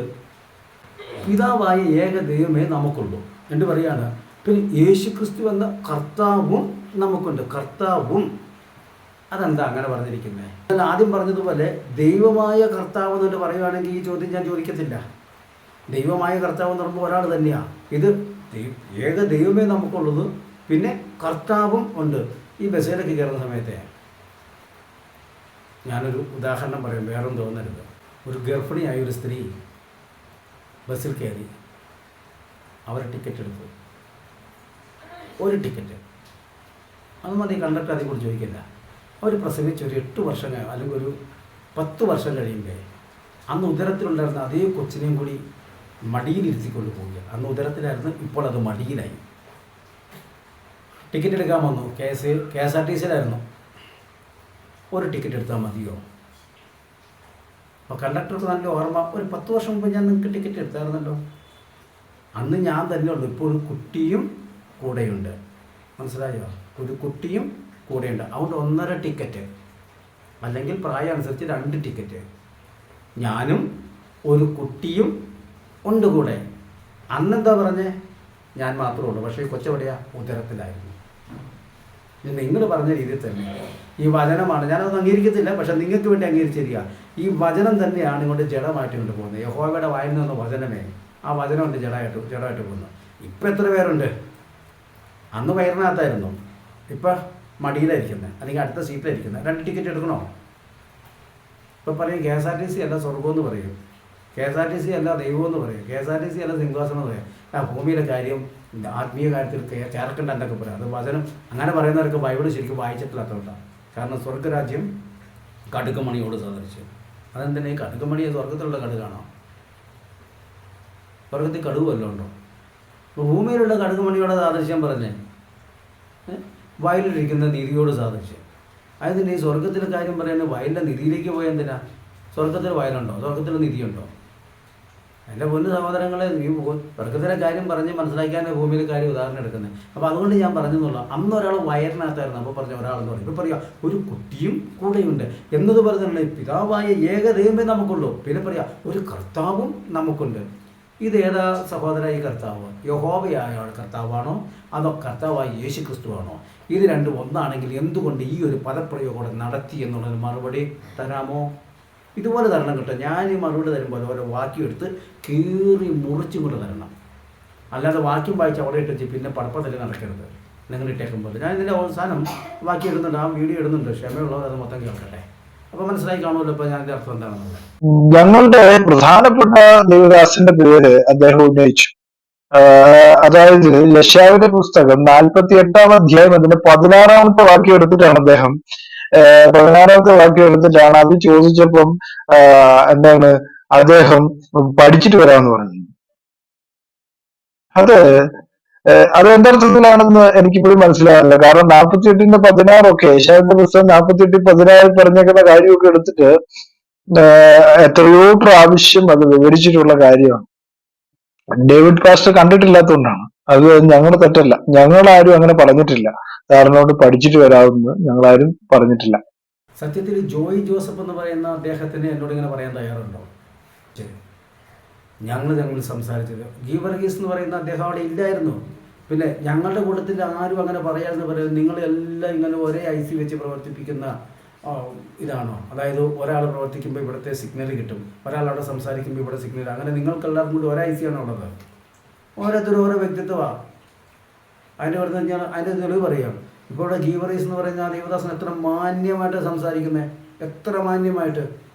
അതുപോലെ ഒരു ലോർബിൻ ആൻറ്റി എന്ന് പറയുന്ന ഒരു സ്നേഹിതനുണ്ട്, ഞങ്ങൾ തമ്മിൽ ഫേസ്ബുക്കിൽ ഒത്തിരി ആശയം കൈമാറ്റം ചെയ്തിട്ടുണ്ട്.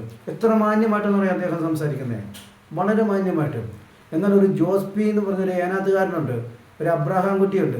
ഇവരൊക്കെ എന്ന് പറഞ്ഞു കഴിഞ്ഞാൽ ശരിക്കും പറഞ്ഞാൽ ഷാപ്പിൽ നിന്ന് പറയുന്ന ഒരു വിദഗ്ധർക്കും കച്ചറയായിട്ട് പറയത്തില്ല. അവർക്കൊരു സംസ്കാരമുണ്ട്, അതിനേക്കാൾ സംസ്കാരം കെട്ടത്തില്ല യവന്മാരൊക്കെ പറയുന്നത്. പക്ഷേ ഞാൻ പറയുന്നത് ഈ ഗീവറീസ് എന്ന് പറഞ്ഞാൽ അദ്ദേഹം എത്ര മാന്യമായിട്ടാണ് സംസാരിച്ചത്. ഞാൻ പറഞ്ഞില്ല ലോർബിൻ ആൻ്റണി എത്ര മാന്യമായിട്ടാണ് സംസാരിച്ചെന്നറിയാമോ? നല്ല ബഹുമാനത്തോടു കൂടി. അപ്പോൾ ഇത് എന്താണ്, നിങ്ങൾക്ക് എല്ലാവർക്കും ഒരേ IC ആണെങ്കിൽ പിന്നെ ഇങ്ങനെ സംഭവിച്ചെങ്ങനെയാണ്? എന്നാൽ ഈ ജോയി ജോസഫ് എന്ന് പറഞ്ഞ അദ്ദേഹത്തോട് ഞാൻ ചോദിച്ചു, ഇങ്ങനെ ചോദിച്ചേ, സാറേ ഈ പഴയ നിയമത്തിൽ എവിടെയാണ് തെളിവുണ്ട് യഹോവ യേശുവിനെ അയച്ചത്? അങ്ങനെ തെളിവൊന്നുമില്ല. ഉറപ്പാണോ? ഞാനങ്ങനെ വായിച്ചതുപോലെ എനിക്കൊരു ഓർമ്മയുണ്ടല്ലോ. അങ്ങനെയൊന്നുമില്ല, അങ്ങോട്ട് ഒറ്റ വാക്കിയില്ല. അപ്പോൾ ഞാനൊരു പഠിതാവായിട്ടാണ് വിളിച്ചടുത്ത് കൂടിയത്, എനിക്ക് പഠിക്കാൻ വേണ്ടി തന്നെയാണ്, ഇവരുടെ ഉപദേശം പഠിക്കാനാണേ. പറഞ്ഞ് അങ്ങനെയൊന്നും ഇല്ല കേട്ടോ, ആരെ സഹോദരനോട് പറഞ്ഞു, വെറുതെ പറഞ്ഞതാണ്. എൻ്റെ ഈ ഫോൺ കോൾ എൻ്റെ ഫോണിനകത്ത് തുറന്നു, പക്ഷേ ആ ഫോൺ ഡാമേജ് ആയിപ്പോയി, ഇല്ലായിരുന്നു ഞാൻ കേൾപ്പിക്കാം, എൻ്റെ ഡിസ്പ്ലേ പോയി, അല്ലെങ്കിൽ ഞാൻ കേൾപ്പിക്കാമായിരുന്നു. എന്നിട്ട് പറഞ്ഞത്, അപ്പോൾ ഞാൻ പറഞ്ഞു, സാറേ എവിടെയാണ്? ഞാൻ വീട്ടിൻ്റെ പുറത്താണ്, ഇന്ന് ബൈബിൾ എടുക്കാമോ? ഞാൻ മുറ്റത്താണ്, എന്നാൽ അകത്തേക്കൊന്ന് കയറും സാറേ. കയറി എടുക്കുക, മലയാളം ബൈബിൾ ഇംഗ്ലീഷ് ബൈബിൾ ഒരേപോലെ എടുത്ത് യശയ്യാ പ്രവചനം 48 അധ്യായം എടുത്ത് എന്നിട്ട് 16-ാമത്തെ വാക്യം വായിക്കും. ഞാൻ ചോദിക്കട്ടെ, ഇദ്ദേഹം പറഞ്ഞ പോലെ പലപ്പോഴും വീഡിയോ ചെയ്തെങ്കിൽ ഇത്ര തപ്പുന്നത് എന്തിനാ? അപ്പോൾ അദ്ദേഹം പറഞ്ഞു, അങ്ങനൊരു വാക്യം ബൈബിളിലില്ല. ഞാൻ പറഞ്ഞെടുക്കുക, യശയ്യാ പ്രവചനം 48 എടുത്ത് ആദ്യം മലയാളം വായിച്ച്.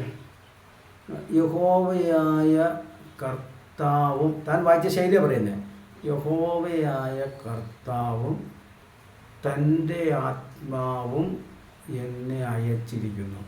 ഇനി ഇംഗ്ലീഷ് ഒന്ന് വായിച്ചേ. The Lord God and his spirit hath sent me. എന്താ സാറേ ഇത് തമ്മിലുള്ള വ്യത്യാസം മനസ്സിലായല്ലോ? ഒന്നിനകത്ത് പറഞ്ഞിരിക്കുന്ന യഹോവയായ കർത്താവ് തൻ്റെ ആത്മാവിനെയും എന്നെയും അയച്ചിരിക്കുന്നു എന്ന് പറയുമ്പോൾ ഇംഗ്ലീഷ് ബൈബിൾ പറയുന്നത് യഹോവയായ കർത്താവും തൻ്റെ ആത്മാവും എന്നെ അയച്ചിരിക്കുന്നു. ഇത് ആരെ അയച്ച കാര്യമാണെന്ന് ചോദിച്ചപ്പോഴേ അദ്ദേഹം ഫോൺ കട്ട് ചെയ്തു. പിന്നെ എൻ്റെ ഫോൺ കോൾ എടുത്തിട്ടില്ല. ഞാൻ പല പ്രാവശ്യം വാട്സാപ്പിൽ മെസ്സേജ് ഇട്ടു, മൈൻഡ് ചെയ്തില്ല. ഇതാണ് സംഭവിച്ചത്. പിന്നെ ഇദ്ദേഹം എൻ്റെ കൊച്ചിയിൽ നിന്നാണ് കേൾക്കുന്നത്. പിന്നെ ഈ ഗീവറീസ് എന്ന് പറയുന്ന ഇദ്ദേഹം ഇത്ര ഗ്യാരണ്ടി പറഞ്ഞ എന്തുവാ? ഞങ്ങളുടെ സാർ അങ്ങനെ പറയുന്നത്. എന്നാൽ നിങ്ങളുടെ സാറ് അബ്രഹാം കുട്ടി തെറി പറയുന്നൊന്ന് സമ്മതിക്കാമോ? പരസ്യമായിട്ട് സമ്മതിക്കാമോ? ഇല്ലെങ്കിൽ ഞാൻ എൻ്റെ ബോഡി കിടക്കുന്നതായിട്ട് അങ്ങോട്ട് ഇട്ട് തരാം. അപ്പം അങ്ങനെയൊന്നും ഗ്യാരണ്ടി പറയണ്ട. ജോയ് ജോസഫ് എന്ന് പറയുന്ന മനുഷ്യൻ, ആ ദേവദാസൻ ഇങ്ങനെ നെഞ്ചത്ത് കൈവറ്റിച്ച് വരട്ടെ. ഈ പറയപ്പെടുന്ന ഡേവിഡ് എന്ന് പറയുന്ന സഹോദരൻ അങ്ങനെയല്ല പറഞ്ഞ് ഇങ്ങനെ പറഞ്ഞെന്ന് പറയാൻ ധൈര്യമുണ്ടെങ്കിൽ വരട്ടെ, ഞാൻ അവർ വെല്ലുവിളിക്കും. അടുത്തത് ഇദ്ദേഹം പറഞ്ഞൊരു കാര്യമുണ്ട്, ഇവർ മൂവർ, പിതാവും പുത്രനും പരിശുദ്ധാത്മാവും മൂവർ എന്നാണെന്നൊരു വാക്യം ബൈബിളിൽ എവിടെയെങ്കിലും കാണിച്ചു തരാമോ? പുള്ളി പല ആവർത്തി ചോദിച്ചിട്ടുണ്ട് ഇതിനകത്ത്. അതൊന്ന് കേട്ട് നോക്കിക്കേ. എവിടെയെങ്കിലും മൂവരെന്നൊരു വാക്ക് ഉപയോഗിച്ചതായിട്ട് അടിമാലി സാർ കണ്ടോ? എനിക്കറിയത്തില്ല. അടിമാലി സാർ എന്താ ഈ പറയുന്നത് എനിക്കറിയത്തില്ല. അദ്ദേഹം പറഞ്ഞത് ഒരു മൂവര് എന്ന് ഉണ്ട്. മൂവര് എവിടെയാണ്? 3 സാക്ഷികൾ ഉണ്ട് എന്ന് പറഞ്ഞു. അത് ആ വാക്യമുണ്ടെന്ന് ഞാൻ സമ്മതിക്കാം. പക്ഷേ സഹോദര തീർച്ചയായിട്ടും ഉണ്ട്. നമ്മുടെ മലയാളം ബൈബിളിലില്ല, ഒന്നുമില്ല. നിങ്ങൾ തന്നെ എന്നോട് പലപ്പോഴും ഫോണിൽ വിളിച്ചു കൊണ്ട് ഏത് ബൈബിളും ഉപയോഗിക്കുന്നത്. ഞാൻ പറഞ്ഞു KJV. KJV തന്നെ വേണം. KJVയിലാണ് വളരെ യാഥാർത്ഥ്യം എഴുതിയിരിക്കുന്നത്. ശരി, KJVയിൽ 1 യോഹന്നാൻ 5:7 എന്താ പറഞ്ഞിരിക്കുന്നത്? എന്താ പറയുന്നത്? there are 3 that bear the record in heaven, Father, Word and Holy Ghost. These 3 are one. അതിൻ്റെ അർത്ഥം എന്താ സഹോദര? These 3 are one. എന്നാൽ ഭൂമിയിലെ കാര്യം പറയുമ്പോൾ these 3 agree one എന്നാണ് പറഞ്ഞിരിക്കുന്നത്. ഭൂമിയിലെ കാര്യം പറയുമ്പോൾ അവർ അത് സാക്ഷ്യം പറയുന്ന അവർ ഒന്ന് തന്നെ സമ്മതിക്കുന്നു. പക്ഷെ സ്വർഗത്തിലെ കാര്യം പറയുമ്പോൾ these 3 are one. അവർ മൂവരൊന്നാകെന്ന് പറഞ്ഞാൽ അതൊക്കെ പിതാവും വചനവും പരിശുദ്ധാത്മാവും മൂവരും ഒന്നാകുന്നു. വിശുദ്ധ ബൈബിൾ ഇത്രയ്ക്കും വെണ്ടയ്ക്ക അക്ഷരത്തിൽ എഴുതി വെച്ചപ്പോൾ ഇല്ല എന്ന് പറഞ്ഞ് വെറുതെ പൊടിയിട്ട് കണ്ണു മൂടാൻ നോക്കല്ലേ. ഇല്ലെങ്കിൽ നിങ്ങൾ കണ്ടിട്ടില്ലെങ്കിൽ കുറിച്ച് വെച്ചോ. 1 യോഹന്നാൻ 5:7 വാക്യം ഗീവർഗീസ് സാറിന് റഫറൻസ് കിട്ടിയെന്ന് കരുതുന്നു. അത് തന്നെ വചനം.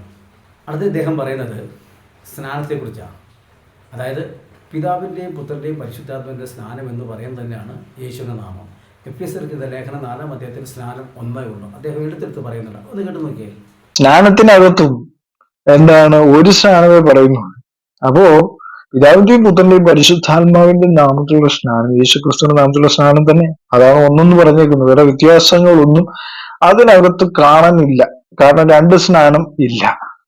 ഓക്കെ, ഞാനിവിടെ സമ്മതിക്കുന്നുണ്ട്. പിതാവിൻ്റെയും പുത്രൻ്റെയും പരിശുദ്ധാത്മാവിൻ്റെ സ്നാനം എന്ന് പറഞ്ഞാൽ അത് യേശുവിൻ്റെ നാമത്തിലുള്ള സ്നാനം തന്നെയാണെന്ന്. എന്നിട്ട് പറയുന്ന സ്നാനം ഒന്ന് മതിയെന്ന്. അങ്ങനെയാണെങ്കിൽ എൻ്റെ പൊന്നു സഹോദരങ്ങളെ, നിങ്ങളിത് ആ കുന്നംകുളത്തെങ്ങാണ്ട് 6 വീട്ടുകാരെ അവിടെ കൊണ്ടുപോയി പിതാവിൻ്റെയും പുത്രൻ്റെയും പരിശുദ്ധാത്മാവിൻ്റെ നാമത്തിൽ സ്നാനം സ്വീകരിച്ച ദൈവമക്കളെ കൊണ്ട് 2ാമത് സ്നാനപ്പെടുത്തിയില്ല ഒരു 6 വീട്ടുകാരെ. ഒന്ന് നിങ്ങൾ തന്നെ എന്നോട് പറഞ്ഞത്. അപ്പോൾ അങ്ങനെയാണെങ്കിൽ ഇത് രണ്ടും ഒന്നാണെങ്കിൽ പിന്നെ ഈ സ്നാനം ഒന്നാണെന്നുണ്ടെങ്കിൽ ഇപ്പോഴും നിങ്ങളല്ലേ ഉപദേശം ലംഘിച്ചേ, കൽപ്പന ലംഘിച്ചേ. നിങ്ങൾ സമ്മതിക്കുന്നുണ്ട് യേശുവിൻ്റെ നാമത്തിലുള്ള സ്നാനവും പിതാവിൻ്റെയും പുത്രൻ്റെയും പരിശുദ്ധാത്മാവിൻ്റെ നാമത്തിലുള്ള സ്നാനവും ഒന്ന് തന്നെയാണെന്ന് പറയും. അപ്പം തന്നെ പറയുകയാണ് സ്നാനം ഒന്നുള്ളൂ എന്ന് പറയുകയും പിന്നെ 2ാമത് കൊണ്ട് അവർ യേശുനാമത്തിൽ സ്നാനപ്പെടുത്തിയപ്പോൾ അതിന് ഞങ്ങൾ എന്താ മനസ്സിലാക്കണം? ഒരാൾക്ക് രാവിലെ മുതൽ വൈകുന്നേരം വരെ പറഞ്ഞപ്പോൾ 50 രൂപ കൂലി. അതിന് ഒരാൾ കൊണ്ടുപോയി 5-10 നോട്ട് കൊടുക്കും. നേരം പറഞ്ഞത് പോരാ, എനിക്ക് 50 ഒറ്റ നോട്ട് വേണമെന്ന് പറഞ്ഞു. നേരെ കൊടുത്തയാൾ പറഞ്ഞ് സഹോദരൻ ഇത് രണ്ടും തുല്യമാണ്. 10-ൻ്റെ 5 നോട്ടിൻ്റെ വാല്യൂവും 50-ൻ്റെ 1 നോട്ടിൻ്റെയും വാല്യൂ ഒന്ന് തന്നെയാണ്. അത് തുല്യമാണെങ്കിൽ പിന്നെ അങ്ങനെ കൊണ്ടായി പോരെ. പിന്നെ താനത് മേടിച്ചെടുത്തിട്ട് പറയുക ഇനി എനിക്ക് ഒരു 50-ൻ്റെയും കൂടെ തരണമെന്ന് പറയുമ്പോൾ 100 പോയില്ലേ എന്ന് പറഞ്ഞാൽ പിതാവിൻ്റെയും പുത്രൻ്റെയും പരിശുദ്ധാത്മാവിൻ്റെ നാമം എന്ന് പറഞ്ഞാൽ അത് തന്നെ യേശുവിൻ്റെ നാമം. മറ്റൊരു ചില്ലറയായിട്ട് പറഞ്ഞു, ഇത് ഒറ്റത്തോയായിട്ട് പറഞ്ഞു. അത് പറഞ്ഞാൽ 5 10 അത് പറഞ്ഞ് ഇവിടെ ഒരു 50-ൻ്റെ ഒറ്റ കറൻസി ആയിട്ട് പറഞ്ഞു. അതല്ലേ അതിൻ്റെ ആശയം, അതല്ലേ ശ്രോതാക്കൾക്ക് മനസ്സിലായെന്ന് കരുതുന്നു. അപ്പോൾ അങ്ങനെയാണെങ്കിൽ 5 10 കിട്ടുന്നതും ഒരു 50 കിട്ടുന്നതും തുല്യമാണെങ്കിൽ പിന്നെ രണ്ടാമത് 5 10 ഒരു 50 കൂടെ എനിക്ക് വേണമെന്ന് പറഞ്ഞാൽ എന്തിനാ? എന്ന് പറഞ്ഞാൽ പിതാവിൻ്റെയും പുത്രൻ്റെയും പരിശുദ്ധാത്മാവിൻ്റെ നാമത്തിലുള്ള സ്നാനവും യേശുവിൻ്റെ നാമത്തിലുള്ള സ്നാനവും ഒന്ന് തന്നെയാണെങ്കിൽ പിന്നെ എന്തിനാ നിങ്ങൾ രണ്ടാമത് കൊണ്ട് സ്നാനപ്പെടുത്തിപ്പോൾ എഫെസ്യർക്കെഴുതിയ ലേഖനം 4-ാം അധ്യായത്തിൻ്റെ 4 മുതൽ 6 വരെയുള്ള വചനത്തിൻ്റെ ലംഘനമല്ലേ നിങ്ങൾ നടത്തിയത്? ഉത്തരവാദിത്വം നിങ്ങൾ ആരോട് പറയും? ഒരാളെ കൊണ്ട് വചനമറിയാത്ത പാവങ്ങളെ കൊണ്ട് 2 സ്നാനപ്പെടുത്തിയതിൻ്റെ ഉത്തരവാദിത്വം അവർ സ്നാനം സ്വീകരിച്ചു, അവർക്ക് അറിയില്ല. പക്ഷെ പെടുത്തിയത് നിങ്ങൾ കണക്ക് ബോധിപ്പിക്കേണ്ടി വരും. ഇതെന്താ തമാശ കളിക്കേണ്ട കാര്യമാണ്? വിശുദ്ധ വേദപുസ്തകം കൽപ്പന നിങ്ങൾക്കറിയാം, വ്യവസ്ഥ നിങ്ങൾക്കറിയാം, സ്നാനം ഒന്നോളെന്ന്. പിതാവിൻ്റെ പുത്രൻ്റെയും പരിശുദ്ധാമത്തിലുള്ള സ്നാനവും യേശുവിൻ്റെ നാമത്തിലുള്ള സ്നാനവും ഒന്നാണെന്ന് നിങ്ങൾക്കറിയാം, നിങ്ങൾ സമ്മതിച്ചു കഴിഞ്ഞു. പിന്നെ എന്തിനാണ് നിങ്ങൾ ഈ ലംഘനം, ഈ കൽപ്പന ലംഘിക്കാൻ, സ്നാനം ഒന്നോളെന്നുള്ള കൽപ്പന ലംഘിക്കാൻ നിങ്ങൾ കൊണ്ടുപോയി രണ്ടാമത് സ്നാനപ്പെടുത്തിയത് എന്തിനാണ്? നിങ്ങൾ എന്തിനാണ് ഇപ്പോഴും ബന്ധുക്കോസുകാരായിരിക്കുന്ന ദൈവമക്കളുടെ പാവപ്പെട്ട ദൈവമക്കളുടെ വീട് കയറി ഇറങ്ങി നിങ്ങൾ വചനം പറയുന്നത്? നിങ്ങളുടെ പിറവത്തിൻ്റെ അടുത്തുള്ള സഭ, അവിടുത്തെ സ്ഥലം, കൃത്യസ്ഥലവും എനിക്കറിയാം, അവിടുത്തെ ഭാഷയുടെ പേരും എനിക്കറിയാം. എൻ്റെ സഭയിലുള്ള വിശ്വാസിയുടെ അടുക്ക് വന്നിരുന്ന ഒരു 2 മണിക്കൂർ സുവിശേഷം പറഞ്ഞു. ബാബാനെ അറിയത്തില്ല, അത് വിശ്വാസം വന്നിട്ട് 4 വർഷമായുള്ളൂ. അവസാനം പാസ്റ്റർ പിടിച്ച് ഒരു 5 ചോദ്യം ചെയ്തപ്പോൾ പാസ്റ്റർ കറങ്ങിപ്പോയി. എന്നാലും വിശ്വാസിക്ക് മനസ്സിലായത് ഇത് ദുരുപദേശമായിരുന്നു ഇല്ലെന്ന്. പാവം 4 വയസ്സ് പ്രായമുള്ള ആത്മീയത്തിൻ്റെ ശിശുവിന് എന്തോ അറിയാം. നിങ്ങൾ എന്തിനാ അവർ പിതാവിൻ്റെ പുത്രൻ്റെ പരിശുദ്ധാമത്തെ സ്നാനം ഏറ്റ ഒരു വ്യക്തിയുടെ അടുക്ക് വന്നാൽ ഈ ഉപദേശം പറഞ്ഞുകൊണ്ടിരുന്നത്, ഈ സുവിശേഷം പറഞ്ഞുകൊണ്ടിരുന്നത് എന്തിനു വേണ്ടി? വഴിതെറ്റിക്കാൻ. ഒരു സ്നാനമേറ്റയാളെ രണ്ടാമതും കൊണ്ട് സ്നാനപ്പെടുത്തി. നിങ്ങൾക്ക് കൽപ്പന അറിയാവുന്ന സ്നാനം ഒന്നോളെന്നുള്ള കാര്യം. അപ്പോൾ അതുകൊണ്ട് ഞാനിത് വലിച്ച് ഇനി ഞാൻ ദീർഘിപ്പിക്കുന്നില്ല. സഹോദര ദേവദാസനെ, ഗീവർഗീസ് എന്ന ദേവദാസനെ, അല്ലെങ്കിൽ JCNTSD എന്ന് പറയുന്ന വിഭാഗക്കാരോട് പറയുന്നു, ഇപ്പോൾ നിങ്ങൾ പറഞ്ഞ ആ ഒരു പ്രസ്താവനയെ ഞാൻ കീറി മുറിച്ച് വാക്യത്തിൻ്റെ തെളിവോടുകൂടി ഇതേ അങ്ങോട്ട് വെളിപ്പെടുത്തിയിട്ടുണ്ട്. അതുപോലെ ഈ സഹോദരൻ പറയുന്ന ചവറ എന്നല്ല പറഞ്ഞത്, ചവറെങ്കിൽ ചവറ, അത് നിങ്ങൾ വെട്ടിയെടുത്തിട്ട് സഹോദരൻ അത് അങ്ങനെയല്ല ഇങ്ങനെയാണെന്ന് സമയമെടുത്ത് ഒരു ദിവസം ലീവ് എടുക്കുക. അങ്ങോട്ട് അദ്ദേഹത്തിന് സമയമില്ലെന്ന് പറഞ്ഞു. ഒരു ദിവസം ഒരാഴ്ച ലീവ് എടുക്കുക. കാരണം ദുരുപദേശം കണ്ടിക്കാനല്ലേ, കർത്താവിന് വേണ്ടിയല്ലേ, സത്യോപദേശത്തിന് വേണ്ടിയല്ലേ, അപ്പോസ്തലന്മാർ പഠിപ്പിച്ച് ഉപദേശത്തിന് വേണ്ടിയല്ലേ. കയറി മുറുക്കി അങ്ങോട്ട് വേറിട്ട് ചിന്ത അങ്ങോട്ട് പൊളിച്ചങ്ങോട്ട് അടുക്കുന്നേ, തേച്ചങ്ങോട്ട് ഒട്ടിച്ചങ്ങോട്ട് പിടിപ്പിക്കുന്നേ. ഇനി ഇങ്ങനെ ഒരു വേറിട്ട് ചിന്ത എന്ന് പറഞ്ഞൊരു പരിപാടി ഡേവിഡ് അലിബാൽ എന്ന് പറഞ്ഞിട്ട് അവൻ്റെ ശബ്ദം എന്നോട് കേട്ടു പോകരുത്. യേശുനാമക്കാരുടെ മുമ്പിൽ കേട്ടു പോകരുത്. അവരെ പൊട്ടിക്കുന്നേ, ചേർപ്പിക്കുന്നേ അവനിട്ട് ചില സമയമെടുത്ത്. പക്ഷേ വേറൊരു കാര്യമുണ്ട്, ബൈബിളിൽ തന്നെ തെളിവ് കൊണ്ടുവരണം. എൻ്റെ വാക്കുകളോട് ചുരുക്കുന്നു. ഇനി അടുത്തത് ഇതിനേക്കാൾ കനം കൂടിയ ചിന്തകളുമായിട്ട് നിങ്ങൾക്ക് നേരെ വരുന്നു. കാരണം നിങ്ങൾ എനിക്കൊരു സാധനം, ഒരു ടെക്സ്റ്റ് മെസ്സേജായിട്ട് അയച്ചു തന്നിട്ടുണ്ട്. അതെൻ്റെ ഈ ഫോണിനകത്ത് കിടപ്പുണ്ട്. അത് വെച്ച് ഇനി അടുത്ത ഒരു വിവരണം വരുന്നു. അതുവരെ എല്ലാ എൻ്റെ പ്രിയ ശ്രോതാക്കൾക്കും നന്ദി. ഒരുപക്ഷെങ്കിൽ എൻ്റെ മുൻകാല വീഡിയോ കേട്ടിട്ടുള്ളതിൽ വെച്ച് ഞാൻ ഇച്ചിരി കടന്ന ശൈലി ഞാൻ പ്രയോഗിച്ച് കാണും. ക്ഷമിക്കണം. കാരണം ഇവരോട് ഇതിങ്ങനെ പറഞ്ഞാൽ പറ്റത്തുള്ളൂ. എങ്കിലും അസഭ്യം പറഞ്ഞു എന്ന് എനിക്കൊരു തോന്നൽ എൻ്റെ മനസ്സിൽ കുറ്റം പിരിക്കുന്നില്ല. എങ്കിലും വചനത്തോടുള്ള തീഷ്ണത കൊണ്ട് ഞാൻ അല്പം ഗൗരവം കൂട്ടി, എന്നോട് ക്ഷമിക്കണം. എങ്കിലും നിങ്ങൾക്ക് കാര്യം മനസ്സിലായി ഞാൻ കരുതുന്നു. അതുപോലെ തന്നെ പ്രിയ ഗീവർഗീസ് എന്ന് പറയുന്ന ദേവദാസൻ വളരെ മാന്യമായ സമീപനം സ്വീകരിച്ച് താങ്കൾ എൻ്റെ വീഡിയോയിൽ പ്രതികരിച്ചതിൽ വളരെ നന്ദിയുണ്ട്. താങ്കളുടെ ശൈലിയെ ഞാൻ അഭിനന്ദിക്കുന്നു, ഞാൻ വളരെ സ്നേഹിക്കുന്നു. നമ്മൾ ക്രിസ്തുവേശുവിൽ നമുക്ക് എന്തെങ്കിലും സ്നേഹബന്ധമുണ്ടെങ്കിൽ അത് നമുക്ക് സൂക്ഷിക്കണം, ഉടഞ്ഞു പോകരുത്. പക്ഷേ ഉപദേശത്തിൽ നമ്മൾ ഫൈറ്റ് ചെയ്തുകൊണ്ടിരിക്കും. ദൈവം നമ്മെ അനുഗ്രഹിക്കും.